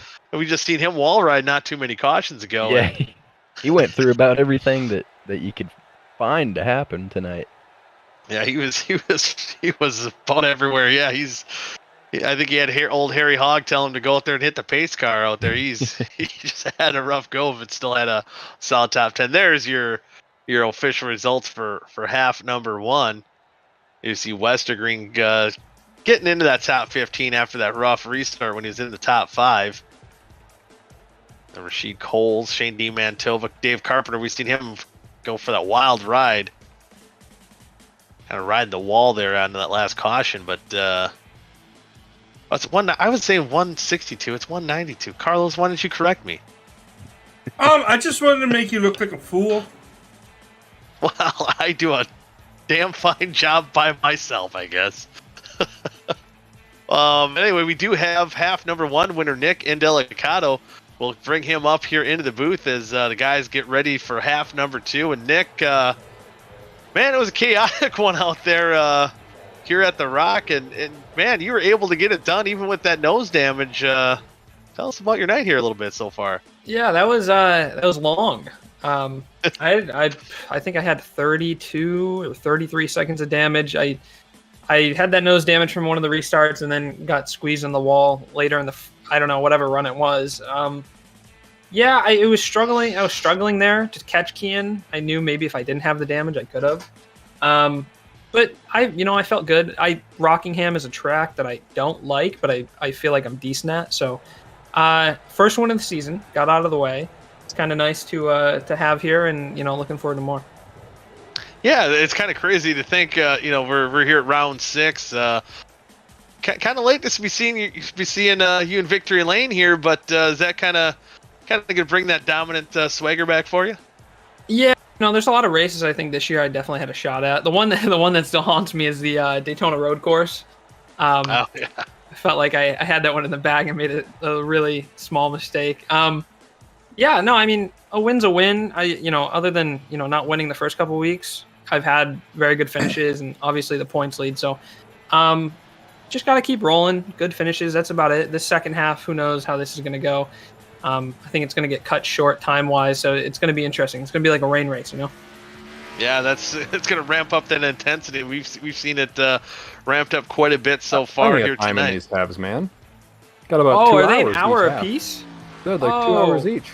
I thought. Okay, I was everyone thought the timer. They better not be 2 hours. An hour. I got scared. We better not finish on time tonight. Yeah, come on, hope Nick. Not. After that first one, I don't know if we even can, if it's possible. Hey, Nick, have faith, and now you're going to be starting back in that 11th spot. What does the guy do? What's kind of your mindset going into half number 2 here? Yeah, it's gonna be interesting. The bottom, the top works, and honestly, to pass, I feel like you need to be at the top. 3 and 4 bottom is really good, but 1 and 2 top can work for passing. But the bottom ultimately saves tires, and I'll probably be down there for the first 50 or so laps until I need to get around people, and then we'll test out that top. But I'm just gonna stay conservative, try not to wreck, but sometimes it's not in your own hands. Yeah, well, best of luck to you here at half number 2. But before we let you go and strap into the old cockpit, there any shout-outs you want to give? Yeah, shout out to our team, Shift Esports. We had a pretty solid first half. A couple of our guys wrecked, but that's how it goes here. Shout out to you guys, 3YTV on the car. Got the first win. Many more to come for sure. Heck yeah, we looking forward to seeing that car. Oh, hey Carlos. Yeah. He gets a payday, doesn't he? Yeah, he gets the bonus. Oh, I forgot about that. Cha-ching. Nice. Money. I'll take it. Money. It's all right. You guys will get hopefully many more wins here later in the season. Remember, it's a one-time bonus. I have to. No, I know. Yeah. I'm not trying to steal gonna say- extra money there. I say Carlos is gonna go bankrupt here pretty quick. He's got to sell Arcade Motorsports. They'll be turning into shift or S2 racing Fords here pretty quick. It's gonna be S3. S3 racing. There you go. All right, Nick. Best of luck to you in half number 2. Thank you, guys. Thank you, Nick Indalcado, winner of half number 1, and generally, Ethan, kind of the way these play out, kind of like a Gatorade duels. I think you'll see is. One half might be smooth or one half is chaotic and the other one usually generally the opposite. Generally how it seems like that goes. With a track here like Rockingham, what are you expecting here in half number 2? It's always tough to tell. I know track position is pretty important here. Some guys, with the invert are going to get track position that they didn't have before, and vice versa. Like Indalcado, Kian, they're going to have some traffic to deal with. So I think these guys are going to settle in pretty good, kind of feel it out. They're going to be in a different bits of traffic from the first half. So I think they'll get a long run or two in here, and then they'll scrap it out coming down to the end. Yeah, it should be a fun fight indeed, and I gotta shout out here to Kynan Jones, and he didn't get the top 10, maybe top 5 that he wanted to, but we interviewed him last week, and really not in spite of getting a win here in OSCA competition, a few seasons ago, not having that confidence going into a track like Rockingham, but now he's gonna have that clean air, and we've seen guys do that before here as well. Once that track position changes and nothing's in front of you, luck can change for the better for sure. So we'll see if Kynan Jones can pull off that Rockingham magic once again. Yeah, for sure. And that happens a lot too. It's Indalcado touched on it a little bit where he doesn't necessarily like racing this track, or it doesn't quite fit his style, but for whatever reason, he runs good here. I'm kind of that way at Darlington as well, but I think, we could see Kynan Jones, like you said, with the clean air like that, we could see him kind of jump out there and get some good laps in and, maybe establish a good lead here early on. Yeah, let's do our picks here. Carlos, you get to go first. Haha. I'm going first. My pick is going to be the 0-0, and he's going to take me home tonight. Ooh. Wait, no. Oh, I'm sure he is. Sure he is. Good word choice there. I desperately need some points, so I'm gonna go with the 83. Ooh, damn you! Next is Goody. It'll be Goody, then Ethan, and then Dallas. All right. Oh boy, I think I'm gonna go with. I gotta look at the starting lineup here. Sorry about that, guys. I'm gonna go with the 95 of Hank Steinmiller. I like it. Who you got, Ethan? You want to know who you can't pick? Yeah. Who can I not pick? I'll listen this time. Okay, so you can't pick Cam Rich. You can't pick Sam Dreas, Steinmiller, Tepe, or Gilberto. All right. Everyone else you can pick. I'm going with he had great long run speed. In half one, I'm going with the 91 Cooper Johnson. Ooh. Coop, I should say. Never mind. That's a very good pick there. Yeah, I like it. Is my turn now? Or? Yeah, look at that 91 car. I'm last in points so far for the broadcast championship. I'm also in need of points, so I'm gonna go with the 4 Nick. You can. Tonight. You so can. Half one I did. You already picked them. Both halves. You picked them already this season, dude. When? Both halves. I kid you not. Right. Daytona Road Course. Yeah. I don't remember that. Let's go with Shane. Give me Toba. All right, there you go. All right, picks are in. We'll see how it shakes out here as we're going through the starting grid here. I like the graphic with the car on the side, Carlos. Very classy touch. Thank you. Man. Yeah. Too bad that budget's going to be gone after you pay Indalcado here. And the field gets rolling here, getting ready for half number 2. Again, 96 more laps here at the Rock. Carlos, See I gotta how- ask you. I worked with you a little bit in the OSCA series. Do you still have the flaming Elmo graphic? Oh, we have the flaming Elmo. That was always my favorite. Yes. Thank you, Carlos. It should have been played earlier today, but I was too busy playing this because all my drivers kept on getting involved. See, now what worries me, you just showed two of my Do Good Motorsports cars out there, and you had those two graphics up there, so I hope that's not a jinx there. Oh boy. Kind of going through the back half of the field here. There's see if Darren Staff, we've seen him have bad luck in half number 1. Now he's got a clean car. Another guy that might be a sleeper here, Ethan, that 43 of James Watson. Yeah. Winner half number 2. Yeah. Haven't heard much about him tonight. He had a pretty quiet run. Hey guys, I just realized something. My pick is not queued up for this second race. Can I take a second pick? Who's your pick? I'll allow it. Caden Tufts. He was gonna start 5th. What happened? Okay, so once I made my pick, I stopped paying attention to what you guys did. Can I pick? Can I pick the 26? Here. Yeah, you can pick the 26. Okay, I'll do the 26. Oh boy. And then a cherry is gonna pop. Oh god. It's me and VRA all last season. I like the pick, boy. Carlos. I like the pick. Yeah, that's a good pick. So there's a few guys that have not gridded up here. I don't know if they're missing the start or decided to not run. I'm sharing that with all the drivers there too. Sam Drace, Ty McIntosh, Adam Peeler. Oh, Adam Peeler did say on the YouTube chat that he wasn't feeling well, so he's going to be calling it an early night. Caden Tufts, obviously he's not there. Cody McLean probably had to clean something, so he doing chores. And then Kean Riley is also not here. Not here, and yeah, so hopefully hopefully Peeler. I believe his wife was sick last week, and now I can't confirm. My order, my Sugar Moon Creations order did ship out 2 days ago. So. Oh, perfect. So, you know what upsets me? I finally bought a wax melter, and I was gonna have it burning here for the race, and I totally forgot. Oh. Mine's been burning since practice began. Ooh, nice. So, what flavor are you burning this tonight here, Carlos?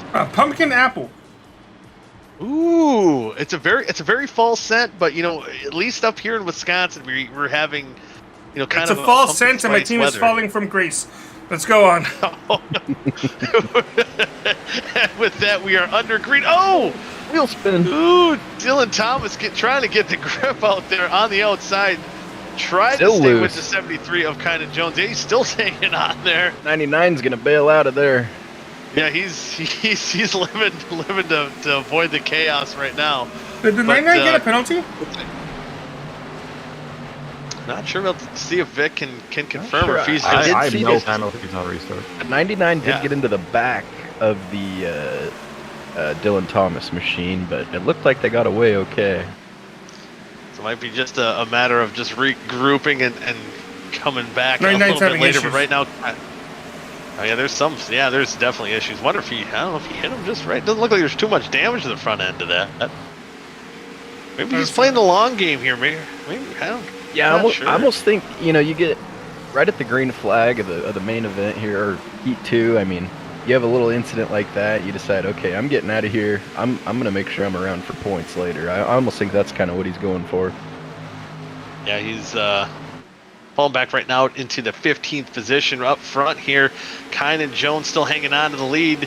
Dylan Thomas, after that wheel spin, he's looking to jump back up. Battle for that second spot with Hank Steinmiller right now, and we do see, I believe, a little damage to the back end of that 89. Oh, whoa! Daniel Cherry getting a little moment. Yeah.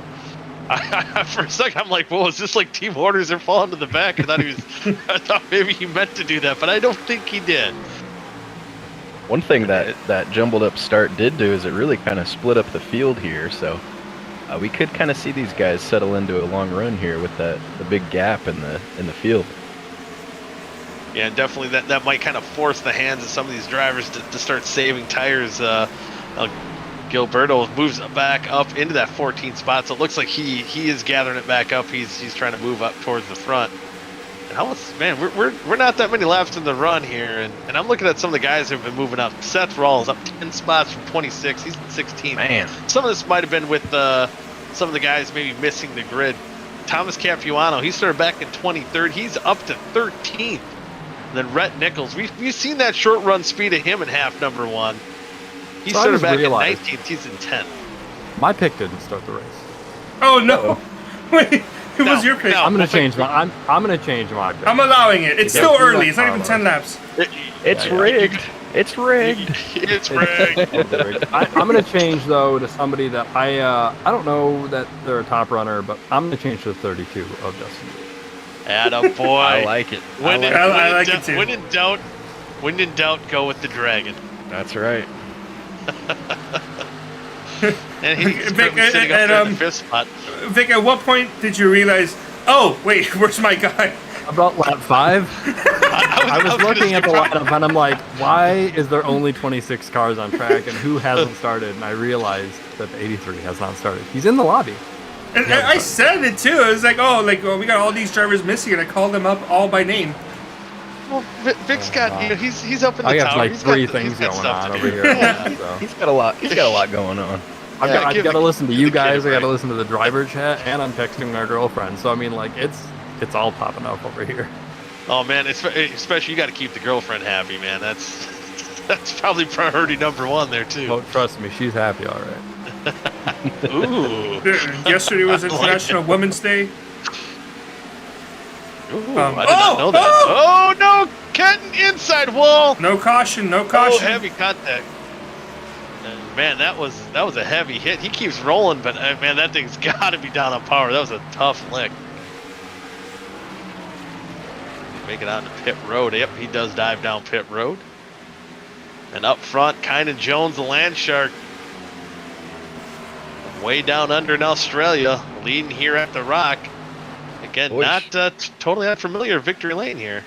Shane DiMantova, he was pretty quiet first half. He went 16th to 8th already in this one. Yeah, he's got a stout piece early on in the going here.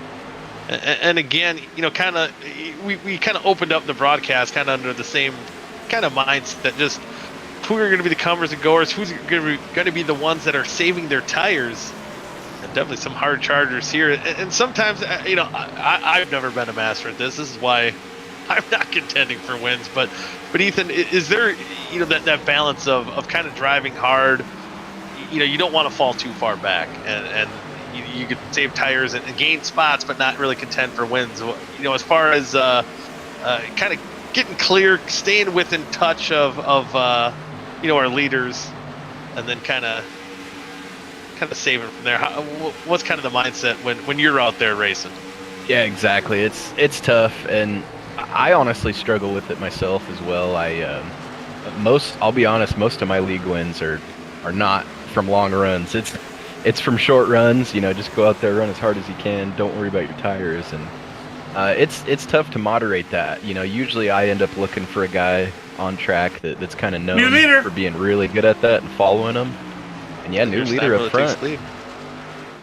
Yeah, I kind of find somebody on track that I know is good at it, and I kind of just try to copy him. Oh, look at the dive! Oh man! Oh boy! Some angry drivers. Kind of in the outside. Well, takes out Steinmiller. Oh man, Cherry's involved as well. Oh boy! So a battle for the lead, and here comes Elmo and Kynan Jones. I believe it looked like he really wanted to keep up that top spot. Just nicks the outside wall on exit. Gets down into Steinmiller, and I think Dylan got away unscathed, but unfortunately for Cherry, he did not. Oh, tough break for those guys. Oh, I think we see Westergreen girls go through the grass to try to avoid any damage as well. This has got to be the worst feeling right here. Yep. Yeah, and you just never know it's coming. I mean, they're kind of in your blind spot. You know, you leave them room, and all of a sudden you're looking at the crowd. Yeah, it's not like, oh, there's my mom. Wait, I should be looking there. Cardboard cutout of her. You know? Now, what's the old tale? Is it Dale Jr.'s at every track, or who's at? It's Or is it a Greg, certain track Greg and Dale, I think. that are on? There's a cutout at every track. Mm-hmm. I never knew it's that. I'll have to go look for those. I never knew about that. Yeah, and I don't. Not even that. Ooh, it looks like Westergreen did get a little contact with the inside wall. Looks like he shouldn't be too bad. Now, and I believe it's going to be tough too, because it could either be in the grandstands or I think even in the infield, I believe, or even like in the camping areas. Ooh, Yeah, one of them is in the concession stands. Oh man, that thing is all tore up. Yeah, it's a tough break for Kynan Jones and Hank Steinmiller, who was both of them battling for the lead. Now they're going to be in the back of the pack trying to salvage what they can of the night. Dylan Thomas, ooh, there's Kynan Jones going down pit road. Dylan Thomas, it's going to be interesting to see that here with him being the leader. He's been kind of the one on these restarts. He's no stranger to the top 5 tonight. He's been up there in half number 1. But the restarts have kind of been a weak point for him. We'll see if he can get it gathered up and get going, get a good jump here on once we get going back to green. Yeah, and I'm really excited about this top 3 and 4 guys right here. I'm excited to see how these guys kind of stack up off the start. And yeah, like you said, Dylan has kind of struggled to get the power down, but if he can get away all right, I think we should have a good battle on our hands here. Yeah, I'm surprised Nathaniel Cherry stayed out. I believe he got a piece of that wreck, but he's chosen to stay on the racetrack. I just want to shout out Hank Steinmiller as well. Tonight's just been one of those nights for him, man. That first half, he had trouble on the restart with the wheel spin, getting caught up in a wreck and out on the pit strategy, and then this one, battling for the lead, gets together and crashes. So it's definitely going to be a tough night for Steinmiller for sure. Yeah, hopefully he can still get back out there and gain some points, as I believe actually Steinmiller has gone a lap down. We do have Kynan Jones. We do have him in the interview waiting. We'll bring him up quick here, get a word in with him. And Kynan Jones, oh, I thought I brought him up. Oh, there he is. Kynan Jones, man, he had the lead there for a little bit, and you're trying to hang on there a little bit, but got in the accident. Tell us what happened, man.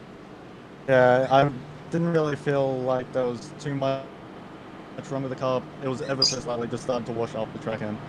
I hit the wall barely hard enough for it to pull it and then ricocheted off the wall, but not enough to actually damage the car. So that's how close the margin was. So because of that, I just wanted to apologize on broadcast to Hank and anyone else involved in that. Yeah, it was a tough break. We're going to get ready to go back to green flag racing. We'll get you your shout-outs here in a second.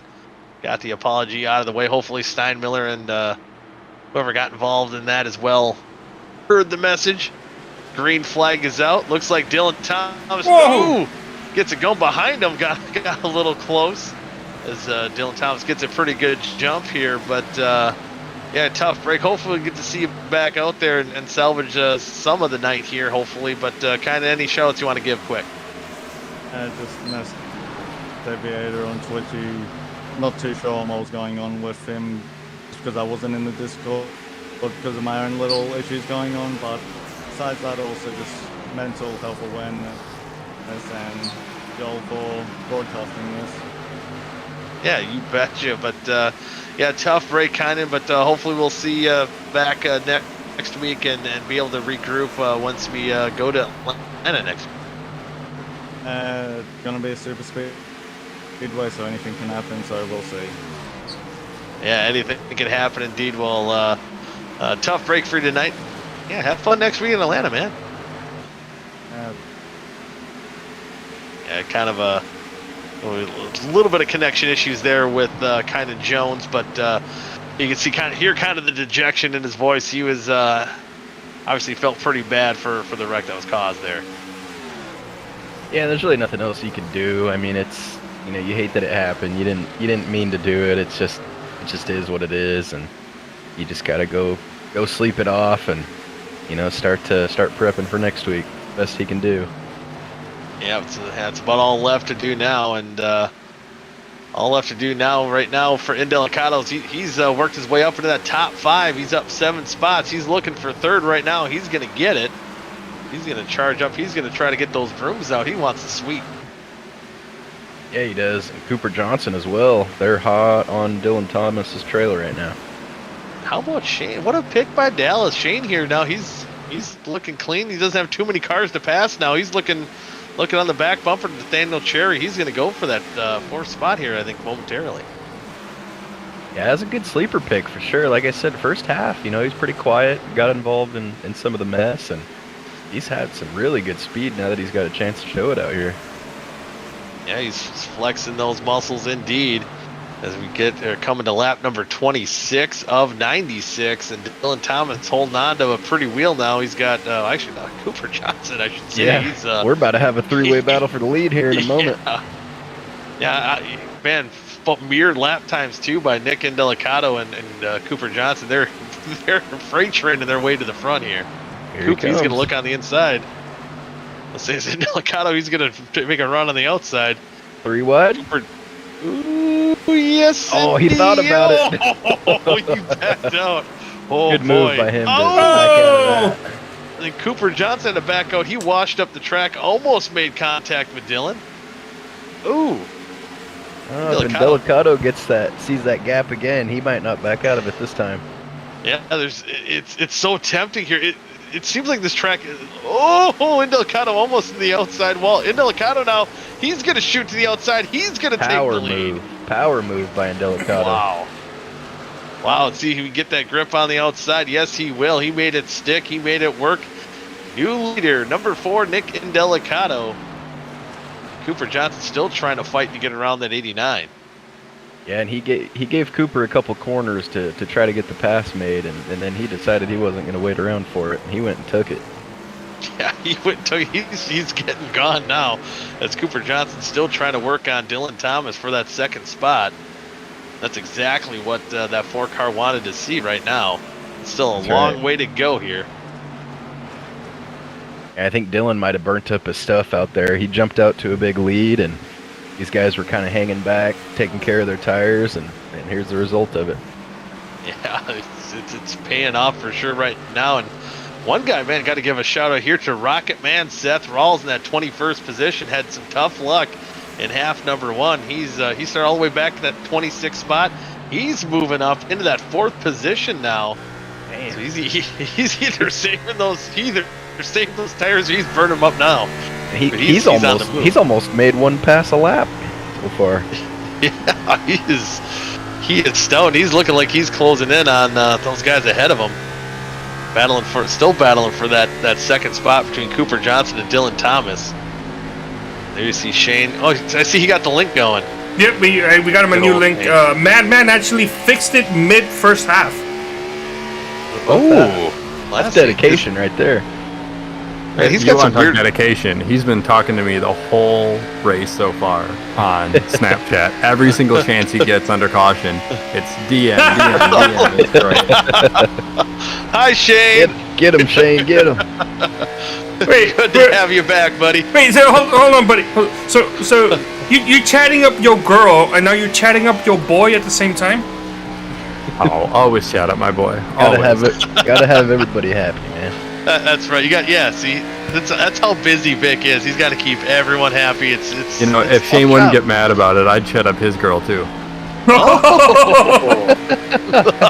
I'm waiting for the expression change on Shane. He said no. He said no. Little shit-eating grin there too. Hey, how about them Red Sox? All right, Shane, don't listen to it. This is sabotage. This is my tip, okay? Make him crash. Don't listen to it, Shane. Focus up. Don't make him crash now, okay? We're gonna make. We made him lose his spot now to Cameron Ridge, who now moves up into that 4th position or 5th position. He's up 26 spots as well. We've seen him go for that wild ride now. Yeah, Cameron Ridge was not a happy camper. Make noise. Very early into that race. So now he's got to be in a little bit better mood now that he's flying up, making it into the top 5. You know what it was? Cam Here we go, Rich has his Seth. girl on the Oh. YouTube chat saying, "You're gonna destroy the second half, baby." Cam is on a mission. Ooh, he's doing it for the lady. Happy Gotta love wife, it. happy life. That's the phrase. Yeah. Right? That's Exactly, right. yeah. Oh, that's right. Ethan, you know about that, right?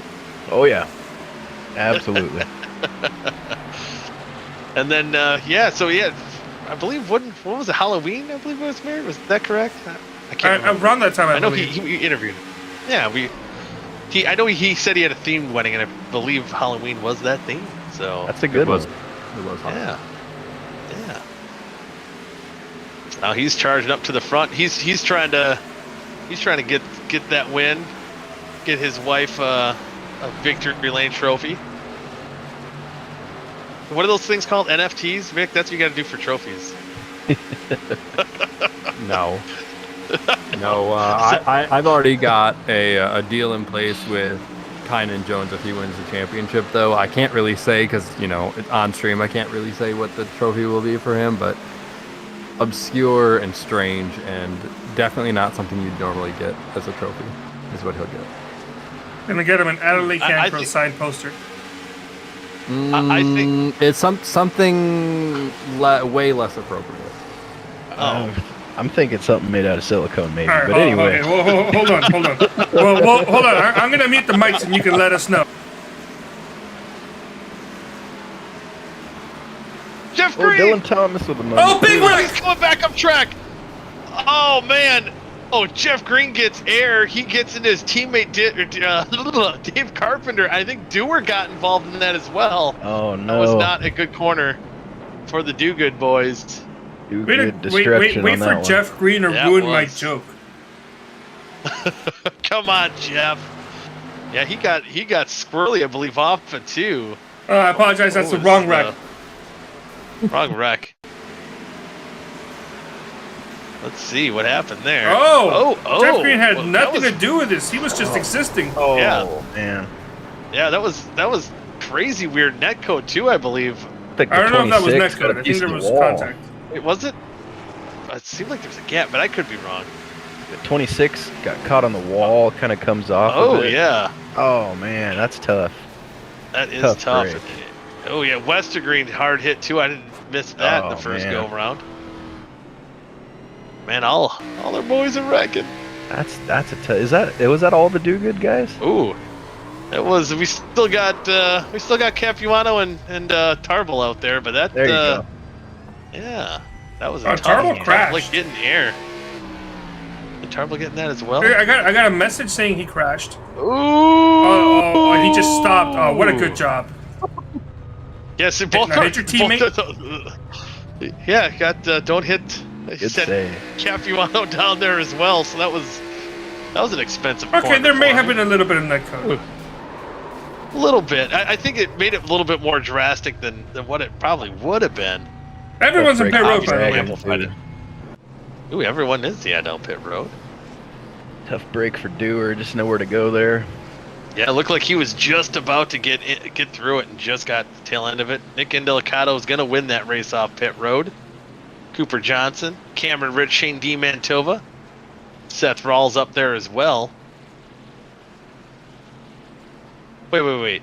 Kinda Jones still out there? Did he get his lap back? Yeah. I don't know. How about He that? will, unless he was in pit Oh, road. yeah. No, I think he just got the wave around. So how about that? That old number 73, Kinda Jones, back on the lead lap. See if he can regroup from that incident, especially how dejected he was. If he can end up and salvage a pretty decent run here, that'd be some pretty good news. But we were talking about trophies before that wreck, and for Kinda Jones coincidentally there. But I'm also going to say that if Adam Tepe wins, I might have to get him like a mount of a muskie. What do you say, Vic? No, you got to get him a no. You got to get him a tub of towels. Okay, just trust me. On this. Oh, Trust okay. me. Well, I thought that was back with my brief stint with South Shore Racing, in the OSCA Sportsman Series. There was a story behind the muskie there. he won't say that he wants them, but he knows he wants them. A tub towel. What is that? It's like a work like a Oh, sanitized wipe thingy. But he Yeah, works for in like a propane. The backstory here. He works in propane, and Okay. all the time on Snapchat, he's sending me pictures talking about how much he hates these things. So if he wins, I'm gonna send him that as a trophy. I'm gonna send him Also, a muskie Carlos, with if you a look in the couple of towels broadcast, in there. I saw ya. Okay, hold on. I'm peeking. Do I need? Should I be scared? Let's see. What? Did I miss it? Where am I looking, guys? Broadcast communications. Broadcast communications. Oh, okay. I had to read. Okay. Oh man. Well, if I gotta say, if Goody Senior is watching, I planted a few of these around your house one time for fun. That's a good prank. Yep. I was a little worried in case they, didn't say anything because it was normal. So anyway, we're going back to green flag racing. Nick Boys, we got a Delgado potent is row your leader. here.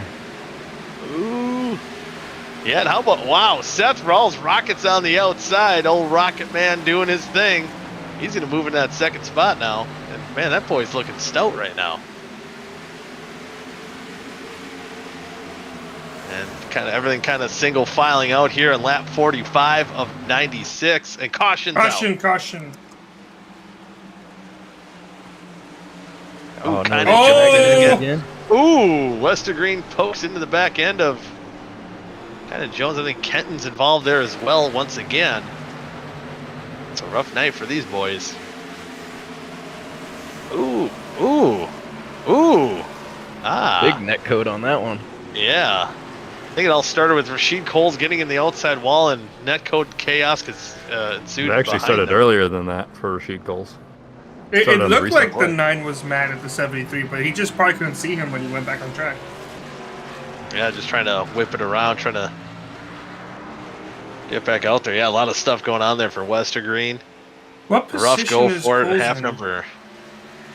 Oh, I see him. Coles is 18th. Yep.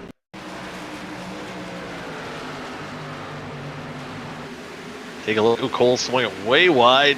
Oh. Yeah, poor Kynan Jones just getting back on the lead lap. Nowhere to go for that 73. And oh man, so. Oh my god, look at that. I've never seen that type of damage before. Yeah, that is interesting. That's Oh, so strange. well, and it's gone. It's back. I don't know what's going on there with the hood. Doesn't know Almost if it's look coming like- or going. Almost looked like that trophy on the roof of that thing.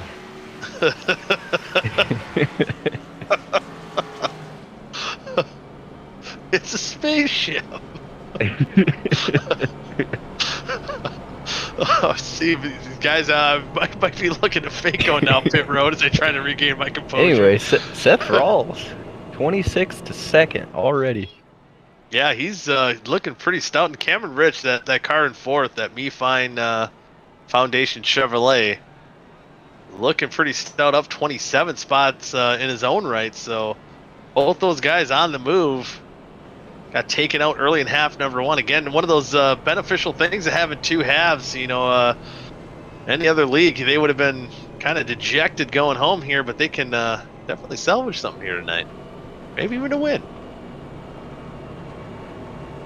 What?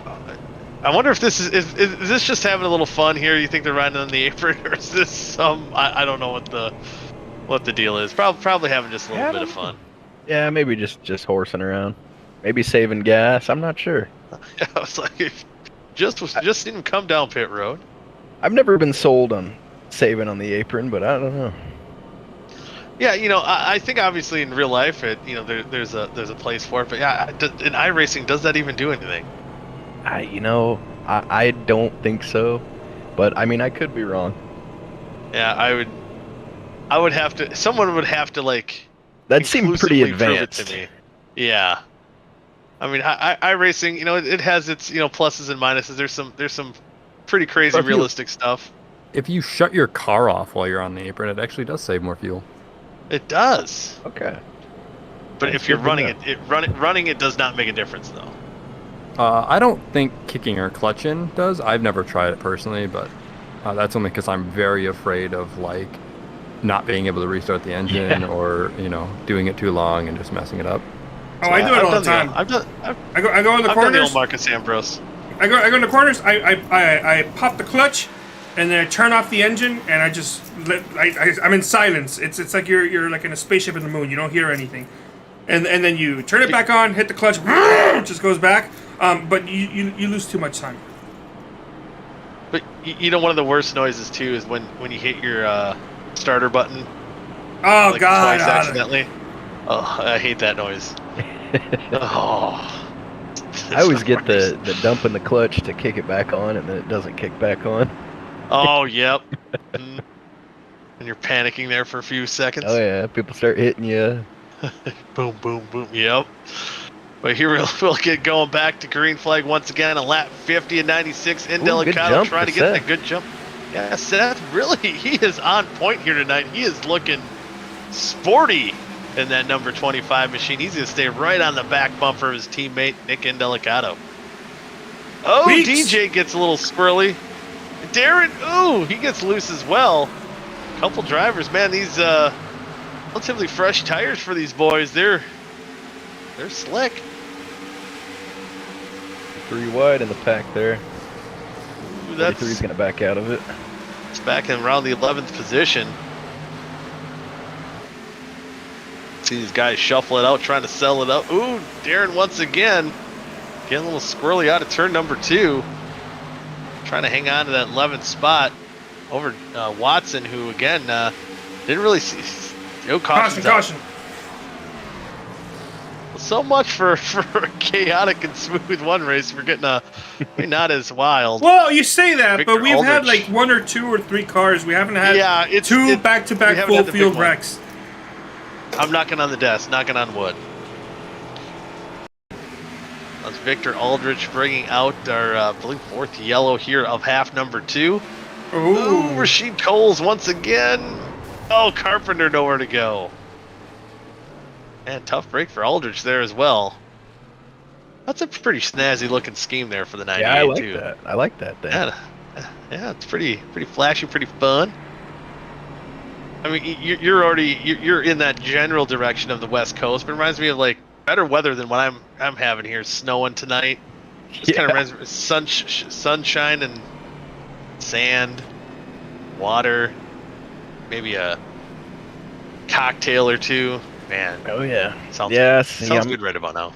I'm kind of close to you there. It's a little more coastal weather where I'm at, but we're about 40 and raining for the most part. Yeah, I'd take the rain right now. I'm kind of sick of the snow. Yeah. Carpenter Steinwheeler getting one of his last back. He's back out on track. He's 18 laps down right now. We do Never have never give up, never know. I believe we do have now 25 of the 26 cars back out. Is kind of Jones still on pit road. Some guys, as you see at the bottom of the screen, coming down pit road to get some of their damage fixed. You know what them on the apron there is telling me, Goody, is I think we're close on fuel here. Yeah, that could very well be doing the old turn the car off, save a few. But you wonder if they did this under the previous 2 cautions. It's still, they're still really close. It should be fun. Yeah, It's gonna be fun. they could really throw if they're expecting, if it goes green and stays green, they're trying to plan ahead here, try to get as much fuel saved as they can under yellow. So I'm an old man here, so I'm trying to this new update with iRacing. They have that fuel thing that goes on. Did you ever get to play with that yet? No, I have not messed with it. I just make sure that box is not checked, and I haven't worried about it yet. I'm sure it'll come into play soon, but I haven't investigated into it yet. So we're talking about fuel. I got some news for you from from the 69 car, and he says 46 more laps of fuel is what his box is saying. Okay. That's And relatively that's with tight. saving, so. That's pretty close. So Yeah. that's plenty of reason for these guys to be saving. Yeah, I don't want to lose that track position. Try to save those tires as well once we do get back going green here. So this could be a tire and fuel saving strategy from here on out. Yeah, and if they're only 4 to 5 laps to the good right now while saving, I mean, we get a couple green-white checkers, and this could get interesting. Could get tight, yeah. One guy who doesn't look like they're saving once they get back to green, that 25, he is chomping on that bit. He's looking to go. Yeah, he's on a mission. He's already passed almost everybody in this second half, and he's only got one spot to go, though. It is a teammate, but I got a feeling if that door opens up, he's going to take it. Mm-hmm. We've seen these guys, Shift Esports not unfamiliar with battling for wins, battling for position as well. I think we've seen these two guys duke it out at the Daytona road course earlier this season, putting on some masterful racing and competition. And as evil as it sounds, I mean, there's nothing better than beating your teammate. You know, have a good hard battle with them, and you come out on top. There's just something different about it. Yeah, it's a little friendly competition, and that's right. Speaking of, if you ever get a chance, watch an OSCA road course race. That's probably some of the most competitive, fun racing I've probably seen on iRacing. Not gonna lie, for sure. It's been fun, especially with guys like Indelicato, Kean Raleigh, Seth Rawls. They put on a pretty good show. Pace car is going to dive off. We're going to take the green here on lap number 57. Again, those two Shift Esports Fords, they get off to great jumps.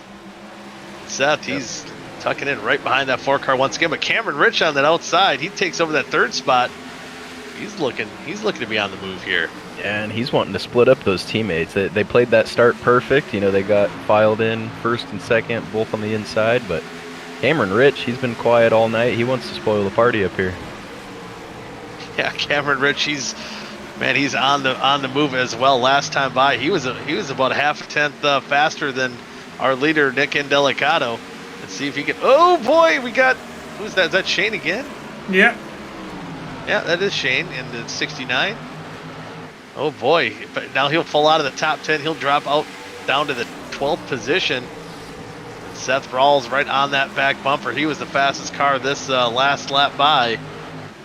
But right behind him, Cameron Rich, second fastest. Nick Indelicato up front trying to hold them all off. And I think we're starting to see the calm before the storm here. All these guys are kind of settling in, figuring out what they got, and we'll see them start chopping it up here in about 10, 15 laps, I bet you. Yeah, I think they're settling in, seeing how much fuel they got. You know, it sounds like they're going to be pretty safe on making it, as long as there are no green-white checkers. But it's just going to be a matter of saving that rubber and making sure you can make it all the way to the end. We have a battle right here between two teammates, though. Speaking about teammate battles, that's for that 8th position between Justin Kolb and Darren Staff.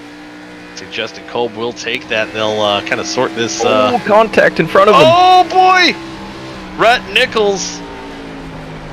I believe. Looks like the 26. 26 of Nathaniel Cherry and another wreck there. Oh, that was my pick. Man, they'll bring our 5th caution. This is just one of those half-hour picks, man. It's not looking good. Oh, Cherry just kind of pushed up on corner exit there, right in front of the 55. Oh boy, hard hit for Shane DiMantova. Oh, Gilberto. And that's such a tough spot too. You know, Calamity Corner coming out of turn 2. It gets really narrow there, and just right on the right rear of somebody. 26 just gets a little bit tight up the hill, and there they go. There they go. And oh man, Mama, I hope you're not watching. Oh. Tough lick for that 99 car. Man, oh man, a lot of tough licks for these guys. Looked like Rhett got through it okay. Yeah, Shane, tough hit. Oh, I don't know if she's gonna be able to sew that one up there, Goody. Yo, we gotta go on board with Tim Conrad. Also, Conrad, not Comrade. He's Russian OSCA daddy. See how? Tim Conrad. Whoa! Oh, boy. Great job there. Yeah, great job for the 35, Tim Conrad. Now sitting in the 11th position, just staying out of trouble. You got a split field, guys. What's that? Split field? Well, a lot of these, yeah. Mostly damage, guys. Minute damage. Still 22 cars on the lead lap. Jeff Green, we just saw him. He's the last car lead lap as of right now in 22nd position as they sit on pit road right now. As they try not to go a lap down. Man, I couldn't believe Gilberto could even drive that car back on pit road. Holy man. Yeah, that was a big hit right to the front end. And even Shane getting that front end air. Let's see if they can both continue going. Maybe salvage a lead lap run here for a few laps, and maybe hopefully get enough damage fixed on their cars where they can run somewhat competitively here. Man, oh man, as you said though, we were just getting to that point though in our last green flag run that maybe we're just going to see these top four guys, especially of Indelicato, Rawls, Rich, and Thomas, for kind of checking away, just kind of biding their time, running pretty similar lap speeds, and that could prove by the end of this race, once we get close to lap 96, this could be one hell of a battle for the top spot. Yeah, I think these top three for sure. I think they've kind of separated themselves and kind of established what they gotten up to the front, and it's going to be hard to get past these three. So I think it's so far. I mean, there's still a lot could happen, but these three I think are going to be the ones duking it out here. Yeah, we would see if Cooper Johnson. We've seen that speed he had at the end of half number one. See if he can replicate that here in half number two. And Rhett Nichols, we've seen him get in with Cherry in the wall there, so he stayed out on the racetrack in sixth. We've seen him with that short run speed. We still got about 30 laps to go. That's right. I think the only drawback for Jones, for Cooper Johnson is I think he needs this to run green to the end for him to really maximize his speed, because like you said, he had a really good speed in the long run, so he's kind of sitting there hoping that this thing runs long here so he can really start picking guys off. Yeah, I'll see if he can make some noise, see if we can get some green flag laps in here. This will end the fifth caution here of the night. Get the green flag here on lap number 66 of the Pebble 192 here at the Rock. Thank you guys for tuning in here on 3 Wide TV. Nick Indelicato starting on the outside is your leader. Kind of mixing things up, see if Seth Rawls can get that good jump on the bottom this time. Looks like they worked it pretty good that time, but Dylan Thomas actually got a really good jump. A really good jump on that 89. He's going to be on the outside of Rawls here, I believe. Actually, Rawls, I think, will clear him off the exit of two. Here comes Cameron Rich on the inside. In there. Yeah, he's moving. Oh, contact. Oh, boy, Dylan. Oh, there goes Dylan. Oh, no. Dylan's out, caution's out. And I think everyone's going to do a good job to avoid him. Whew. Man. And rough night for that 89. He's been bounced around like a ping pong ball. The both halves. Just a little bit of contact on corner exit. Kind of squeezed into him. And a good job of everyone of keeping that just a one-car incident. Yeah, it's a tough spot there. Oh man, that's tight racing right there. Yeah, ran out of room. Yeah, Cameron Rich trying to just gas it up enough to get by the 89, and just kind of going back to Kynan Jones' interview, and just how he said it just the push might be just so slight where you don't notice it till maybe it's a little too late. And I wonder if that's kind of the same thing that happened with Cameron. Yeah, in this racetrack too, it's when you're up in the banking in the corner, it's you feel like, you can throttle it up and really get a good run out of the turn, but, as you get closer to the exit, it really starts to flatten out, and it really will just start pushing the nose of that car towards the wall. Yeah, and if I remember, it's been a couple weeks since I ran Rockingham. I think 3 and 4 is where they have kind of the crazy bumps too, isn't it? Yeah, for sure. Especially on the high side, they're kind of more on the exit. It just that transition of the banking really upsets the car up there, and it's kind of a false sense of security with being able to throttle it up, but ends up being a little too early. Yeah, because it feels like there's so much more room than there is coming out of turn 2, but certainly the way that banking transition can kind of lead to a similar effect, and kind of what we've seen there between Cameron Rich and Dylan Thomas, as Thomas is on pit road, along with a lot of the other guys still getting their damage fixed. How about Darren? How about your boy Carlos? Darren Staff up there now in 5th position. Yeah. Yeah, Darren Staff has put in hours and hours of practice time with AI racing. He's been talking about it. I think he's been talking about it not only in our team discussions, but also in the OSCA discussion area as well. So he's been putting in the hours. Unfortunately, he's been struggling out here tonight, but thankfully, with this being a very heavy race of attrition, he's been able to get himself up into the top 5. I thought he was 10th. What happened? Hey, man, he's cruising, baby. Yeah, you're being modest over there. What the hell are you talking about? He's all amped up on that rowdy energy, baby. Yeah, hell yeah. I gotta ask you guys, have you guys ever had rowdy energy? I have What were your not. thoughts? I've only seen it once in stores, and I didn't have the time or money for me to get it at that time. And every single time I go to stores, I'm like, if I see a rowdy energy, I'm gonna buy one. I just don't see one. So, for some reason, Ethan, I feel like we were talking about gas stations today at some point, and we were.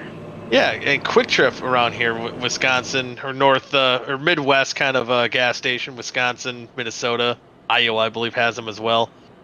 They had some rowdy energies. I think they have the zero sugar ones, and they have a cherry limeade that's very tart. But if you are a limeade fan, it's pretty good, pretty solid.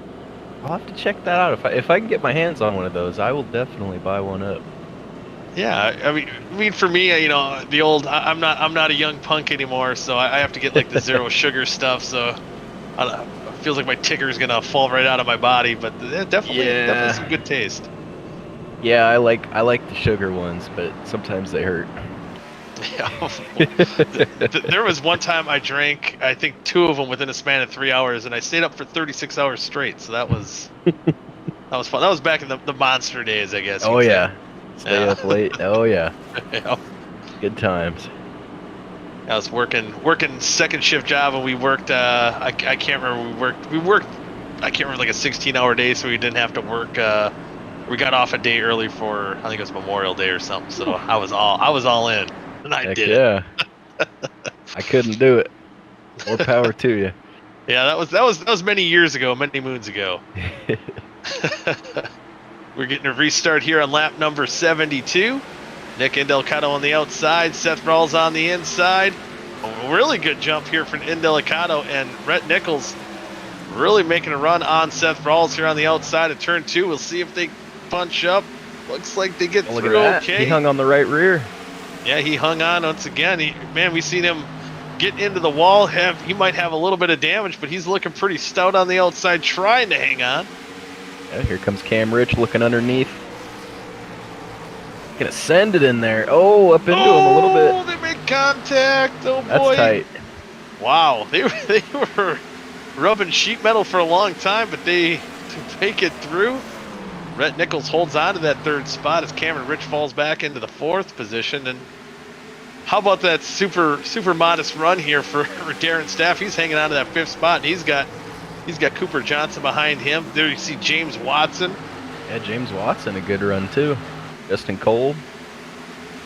Looking good. Thomas Capuano kept his nose clean. He's battling for the ace or 9th spot, or 8th spot. Oh, Kolb in the wall. Yep, Kolb gets a piece of the fence. He'll keep going. There's Adam Tepe in that number 96. working his way into the top 10 as well. Tim Conrad, we've seen him dodge a few wrecks earlier. He's looking to try to get in the top 10. Ooh, Capuano sideways. These guys are fighting and clawing right there, right around the 10th spot, scrapping it out. Scrapping it out. DJ Weeks trying to work his way up through the field. Trying to work on OSCA daddy Tim Conrad. Looking on the inside, see if he can get that position. Carlos's boy Darren took a peek there for the 4th spot on Rhett. Yeah, well, Darren, he's last week too. He was kind of in that audition role. He had some tough luck, but the speed I think he's shown last week at Kentucky proved that he can be a front runner with that 87 machine, and he's showing it right now, knocking on the door of that 55 of Rhett Nichols. And Rhett's been no sleeper tonight either, so this would be a big spot for him. Yeah, trying to get the power down on the outside. But it's going to be tough now with Cooper Johnson right there with him as well, so he's got to look out the windshield and the rearview mirror at the same time. And that's the battle for the 4th position. Ooh, Coop is going to look on the inside, dives it into turn 3. See who's going to get the power down first. On Darren exit, just looks gets like that drive Darren. out of there. Ooh. Well, it's going to be close. There. Oh man, look at Darren throw it into one. And it's stuck. Yeah, all these guys, with all that, here comes Watson on the outside. Man, I'm surprised that stuck. The 87 really threw it in there. I think right behind him too. I think Capuano just kissed the outside wall with the rear end of his number 21 machine. We were touching on it earlier when they were going to start going. I think it's go time, Goody. Yeah, we're 17 to go. They're on the move, and Kolb as well. Man, yeah, seemed like he had some rough luck. He's shown some speed. He's trying to hang on to that ninth position, looking for 8th with Capuano. And Darren is in a dogfight right now for that 5th spot with Cooper Johnson. Yep, Cooper's there again. Cooper drives it off harder that time. Oh, but he slides up. Oh, I think they both slide up. Watson, can he capitalize by it? He's really not too many places for that 43 car to go. That's a dogfight. Yeah, this is a gaggle here. Ooh, looks like Watson peeks in the middle. See who gets the run off the corner. I think Darren's got that outside working enough. Who's going to send it harder? Oh, Coop, but is he going to get the stick? It's like he will. Oh, nope. He bobbled. I think even Watson behind him bobbled a little bit. There's Kolb and Capuano battle for the 8th position as well. So two battles, just a couple seconds of each other. Yeah, Cooper Johnson just not quite getting that bite. Up front, it's pretty tame. It looks like the best battles right here for 5th and 8th. These guys are scrapping for every point they can get. Yeah, they are going for it, and Darren not quite in the points. Oh, is he gonna get him? Get him back. See who sends now opposite. Oh boy. Door bang, a little bit. Door bang, little kiss. Oh, Coop almost in the outside wall. He does get in the outside wall. Man, oh man, these guys aren't giving up. This is what it's all about right here, man. This is short track racing at its finest. Yeah, this is old school Rockingham racing at its finest. Now Darren gives up that position to James Watson. Now he might be in a battle with Cooper. Oh, Kolb hard in the outside wall. Uh-oh. Oh man, that's gonna push him all the way back into the 12th position. Kolb, I swear, man, he's been knocked around quite a bit as well. But that 52 car, he never gives up. He's like a pit bull out there. Yeah. Yep. Just keep fighting. Oh, keep digging. Darren almost lost it on the back there. He may not be giving up, but I think that car is giving up. That was a heavy hit. Yeah, he's trying his best, but yeah, he's losing many positions. Loses another one there to David Westergreen. He's going to fall back into the 14th position for the 52, and that's a decent rebound there for for Western Green. I'm sure he wants more than a 13th place run. He might get a couple more spots before the end of it. But man, oh man, for the action that 9 cars seen tonight, I think it's a good consolation there. Yeah, I'd agree. It's, you know, he had more speed than I think where he's going to end up, but you know, considering what he went through, I think it's a pretty solid rebound. See, battle for 4th up ahead. Cooper Johnson after Rhett. Yeah, Cooper Johnson, he's getting that long run that he wanted to see. Might run out of time here as far as getting that win, but man, he's looking stout. He's showing that long run speed, and yeah, he's the last lap, I believe he was well faster. Actually, Indelicato, he's really checking out on the field. Oh boy! Tight racing. Oh boy! And Watson, he's been right, keeping right on the tail of that 91. So it's almost Cooper Johnson's doing a lot of the work to get by these guys, and Watson's just lapping up the leftovers there. So he's seems like that 43 car is going to be using almost a little less tires than that 91 is.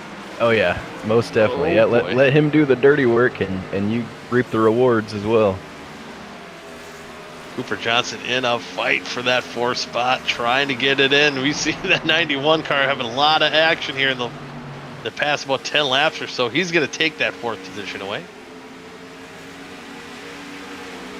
Ooh, Rhett Nichols gives up the 5th position to James Watson.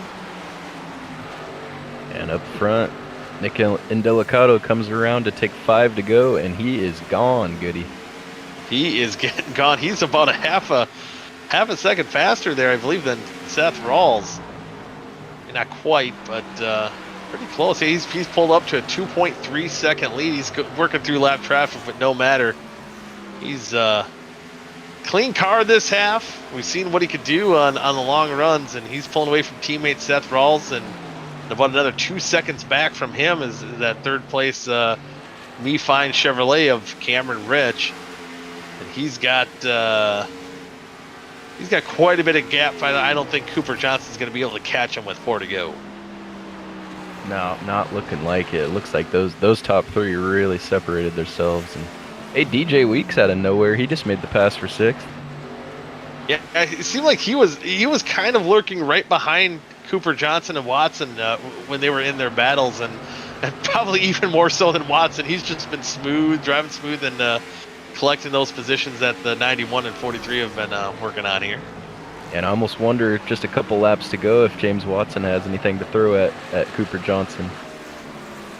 Yeah, he's right there. He's got to have to dig pretty hard in the last couple laps, as I believe. Let's see, do they get the 2 to go? 2 to go now. 2 laps to go for Shift Esports, Nick Indelicato. 2nd place, Seth Rawls, his teammate, just way too far back. Indelicato really checked out here. I was gonna say, I don't know if Vic, if you have these stats here, but I'm sure Matthew, he would. He's kind of our stat guy. I believe this might not even be the second 1-2 finish for Shift Esports this season. This season, I think it'd be the first time they sweep. Wasn't it? Or not sweep, or finish 1-2. I think Auto Club. I think Auto Club. They might have. Auto Club, they definitely did, and then it ended badly for them. Yep. But coming across the line this time, Nick Indelicato, he pulls the sweep here at Rockingham. He wins half number 2. Seth Rawls comes home in 2nd. Cameron Rich 3rd. Cooper Johnson 4th, and James Watson will round out your top 5. And DJ Weeks is 1 lap away from taking 5th spot too. Great drive for him at the end. Yeah, a lot of these boys had long run speed, but not quite long enough. And Indelicato doing some damage, or not drifting, not damage. So used to saying that tonight. But I mean, come on, Nick. I mean, he just won a race. Look at how he looks too content. He looks like he does this often. Yeah. Wow, those are good burnouts. Those are good. This is like an art form. Look at the I was gonna There say. he goes. There he goes. Is he Oh, gonna that's a tie penalty. Is he gonna tie McIntosh, stick his tongue out during this burnout here? He's got a little bit of a lean. Look at that, man. Oh, is he pulling in? Oh! Oh, he was man. upset about it. Yeah. So that's more emotion than he showed winning the dang thing. Oh yeah. Oh, that was a good. Ooh, good whip around. He's gonna Great get ready to job, Nick. get the old school kiss from the old Winston girls in Victory Lane. That's right. Nick Indelicato pulling off the sweep here once again. We've seen him do that before, not this season. Still surprising it took all the way to the 6th week to see him get his first win, but it didn't take him long to get win number 2 as he comes home with a dominating win here in half number 2 of the Pebble 192. Waiting for the interview. I think there's, the Shift Esport guys. I think there's a, kind of like Joe Gibbs after a race doing the team prayers and stuff. I think there's a little bit of a gathering of the minds there while they're getting ready to be interviewed. But with that, we do have a couple of guys in. We're waiting on Cam, but we'll bring in our second place a driver here in half number 2, and that is the number 25 of Seth Rawls. And man, Rocket Man, you look pretty stout out there. You had to work your way all the way from the back to that second place run, man. It was quite a drive you put on out there tonight. That was a drive, huh? Yeah, 26. I think I started 26, and then I was up to like 18th off lap 1, top 10 after the first 20, I think. And then once I got up front, I felt really good. I really thought I had something for Nick there. Unfortunately, he just said see you later, so I was like, oh, okay. But second place ain't bad after a tough half 1, and a sweep for a shift is always a good thing in my book. Yeah, it's definitely a good team night for sure as far as the team points are concerned. But more going to you as an individual here tonight, and again, you kind of had a rough couple halves here. Going back to last week at Kentucky, and that first half was definitely a tough one as well. When you looked like you had some speed, I believe, running the top 10. So getting that result of even a second place has gotta feel pretty good as we head to Atlanta next week. Yeah, unfortunately, I'll miss Atlanta. I'm going down to Florida, so I'll be my first miss of the half of the half the season. But definitely, it's not bad. Going on a plane with a second place finish. So I'll take it. Dallas gonna do a great job next week. I was just gonna ask you if the old man's gonna come back. Yeah, he's a super cool this year. So Again. Again. 3 races, 3 different cars. Yeah, he's gonna collect them all. But yeah, I'm looking forward to watching hopefully and cheering everybody on. But yeah, not bad at all. Definitely needed after Kentucky. That was a rough one. But yeah, tonight felt great. I've had some good pace at Rockingham in the past with, I think, Elite. I was running top 10 and I wrecked myself, so it was finally good to finish one out. And getting the second place was great. Yeah, second place, it was great indeed, man. It was fun watching you work your way through the field there on the restarts. It was a pretty fun one to watch. But again, not going to be here next week in Atlanta. So while I have you up here, I believe, oh boy, is that Mid Ohio coming in 2 weeks? I'm assuming that's what Ohio means on this little chart I'm looking at. So yeah. Hey, you've been stout on those. Ohio, 2 weeks. Yeah, you've been stout on these road courses, man. What do you think? Oh, I'm looking forward to. What's that? 30 laps each half, Vic? Or no? Yeah, it's 30. Okay. So there's 30 and then 31. 31. Yeah. Yeah, I'm looking forward to it. That's gonna be fun. My last Mid Ohio stock car race was B6 in 2017, so it's gonna take a little while to learn that one again. But great track over there, and super flowy, super hilly, which is my cup of tea. I'm not good at the flat road courses for some reason, but the hilly ones I'm pretty good at, I feel like. So don't want to jinx myself, but I'm looking for a good run there. Then we go to Monza, so that'd be fun. I don't know. Hopefully we don't die. I don't know. That's scaring me. Well, man, yeah, we go Ohio, Monza, and Motegi. Wow. Yeah. Well, never mind. Ohio's basically international. It's its own country, basically. So. Yeah. So we get in your wheelhouse here a little bit, and hopefully. And of course, that you'll take a little hit in the points by missing next week, but certainly as far as at least getting into the playoffs, and it seems like you'll be able to make some noise. But before we send you off, before you take a little vacation there, or whatever we got going on there. Yeah, we're building houses down in Florida actually for a week. So. Oh, nice. That's awesome. Be fun. Yeah. Yeah, that's pretty neat. Any shoutouts you want to give though? I'll do launch partners, of course. They're always hopping on, supporting me. Drop Dimes, great sponsor of mine as well. Log 3D Prints, if you need a 3D print, check them out. Myself, SR Design, need logos, graphics, anything, paint schemes, hit me up. I am doing commissions, so feel free to reach out. You guys are putting the race on. Shift Esports, huge night tonight. Really looking forward to the points update, team points. Gonna look nice.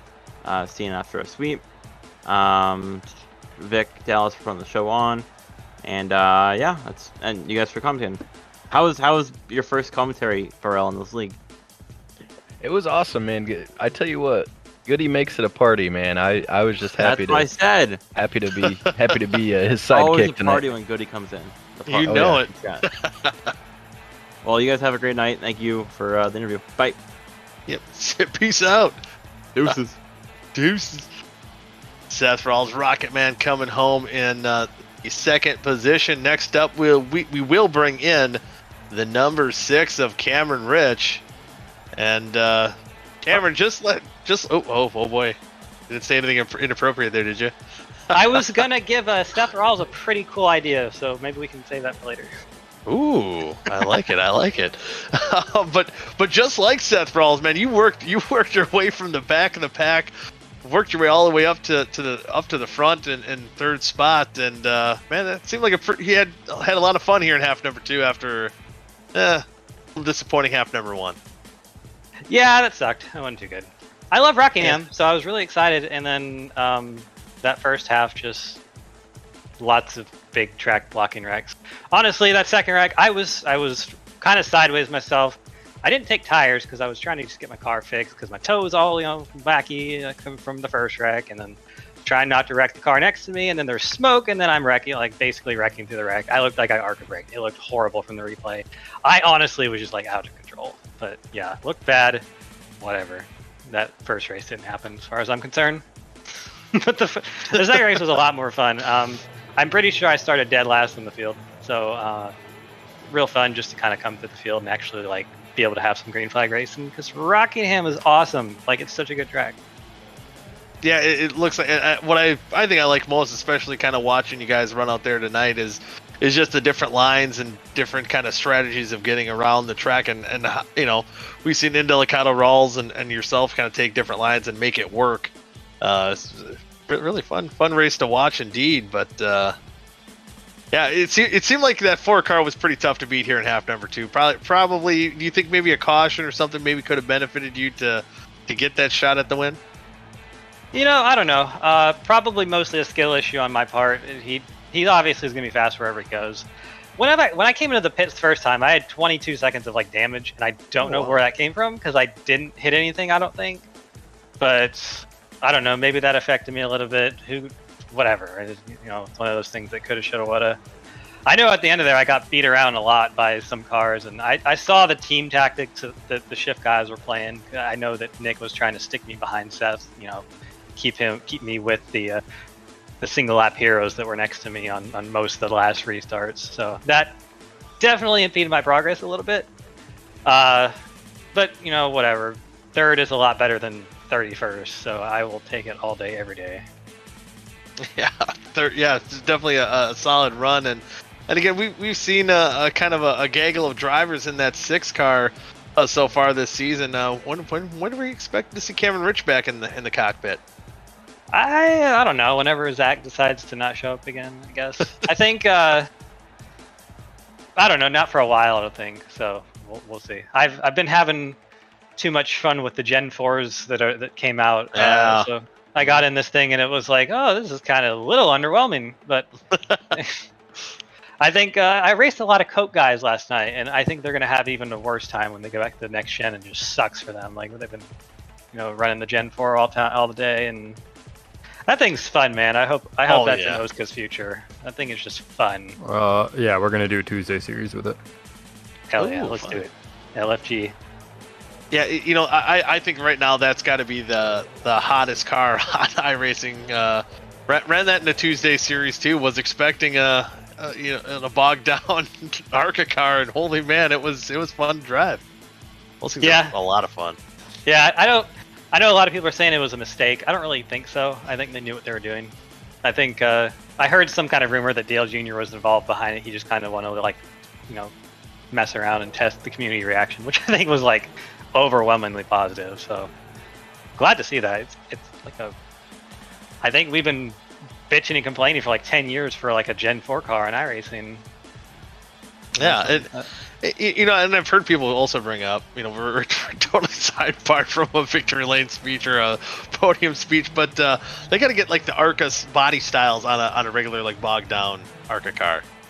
They're working on it. For that. Yeah, they are. Yeah. Oh, Yeah. hell yeah. Apparently they're Hell updating yeah. all the cars, ARCA car, the Gen 4. It's gonna be a good time. If they get Gen 4, they got to go 2000 to 2002 body styles. I'm needing that. Give me some of that Pontiac with that curvy spoiler boy. Ooh. You're cooking up something beautiful there with that talk. But anyway, yeah. Now that we're all hot and bothered after that talk, that was. Where were we? I Anyway, think I'm supposed to thank some people and then GTFO out of here. Yeah, there you go. Yeah. Any shout-outs you want to give? Obviously, to my awesome team owner Carlos, me fine. Thanks for the opportunity. I always love running these races. Vic, Goody, commentators. You guys do an awesome job. 3Y TV is the best broadcast team, and I don't care about the higher paid people. 3Y TV is always better. So, Aww. and of course, lastly, my beautiful wife. She was in the comments. Hope she gave me a shout out. And like I said, P3 way better than P31. Heck yeah, I believe Carlos. She did make a shout out, right? We were talking about that. She sure did. Heck yeah! What a proud wife you have. There, you getting the third. But next time, she said, I'm pretty sure she's thinking she wants to see you in victory lane. I want it too. I gotta get some talent first, and then we'll think about it. Or maybe you can go and reenact the sugar packet thing from Days of Thunder with her. Gotta watch that movie now. What Oh, come on! I've seen it plenty of times, but she hasn't. So maybe a movie night. Well, element of surprise for her. You just play that scene out.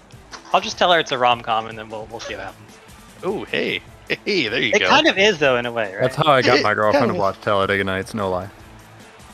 Really? It told her it's a rom-com. Did it work? Yes. Don't And ever argue yes, with she results, thought. then. Yes, she thought it was stupid. So. I mean, it is, but it's funny. Come on. All right, we're getting distracted again, Cameron. I'm gonna have to get you out of here. Y'all are going. Yeah, you too.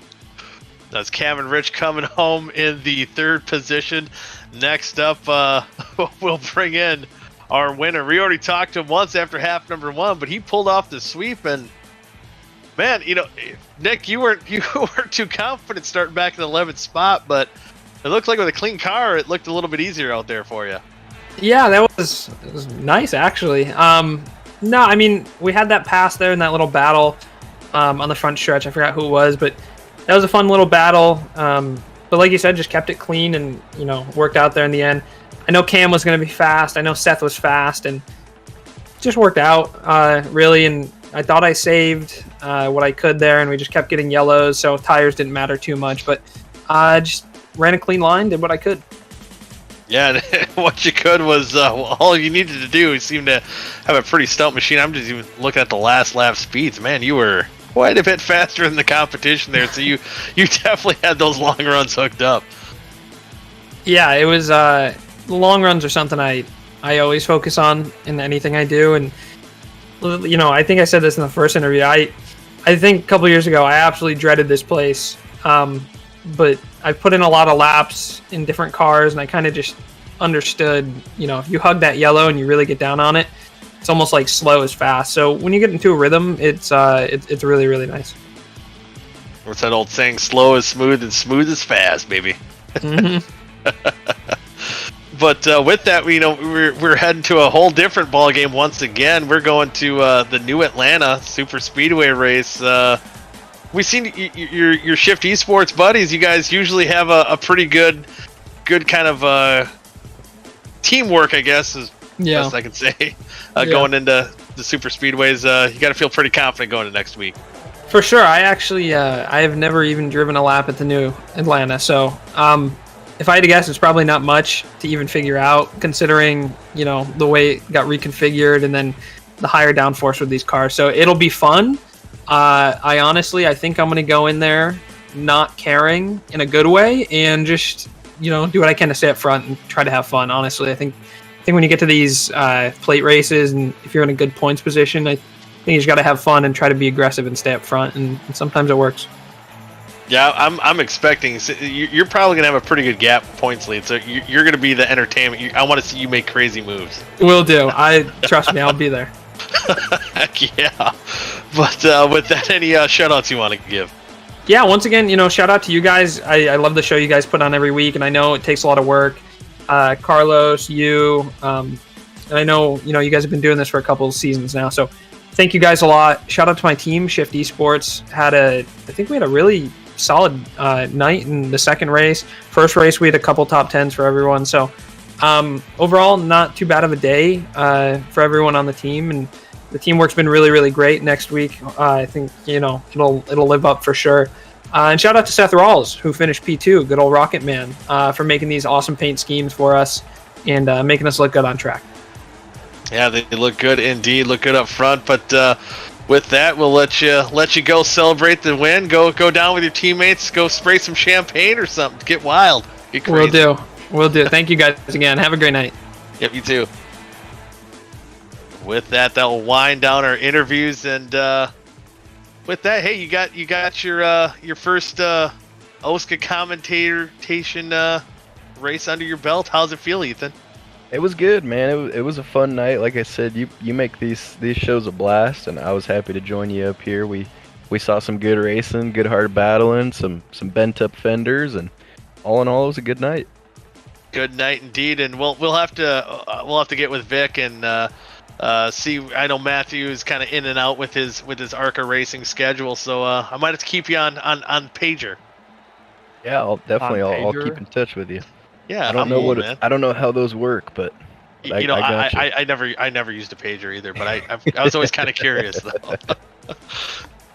But with that, I'd like to thank Ethan Burrell for filling in for Matthew Bayuk as he's doing his ARCA stuff down in Phoenix. I'd also like to thank Dallas and Vic for running the league. Of course, Carlos behind the scenes doing the production stuff, and for myself, Mike Goodman.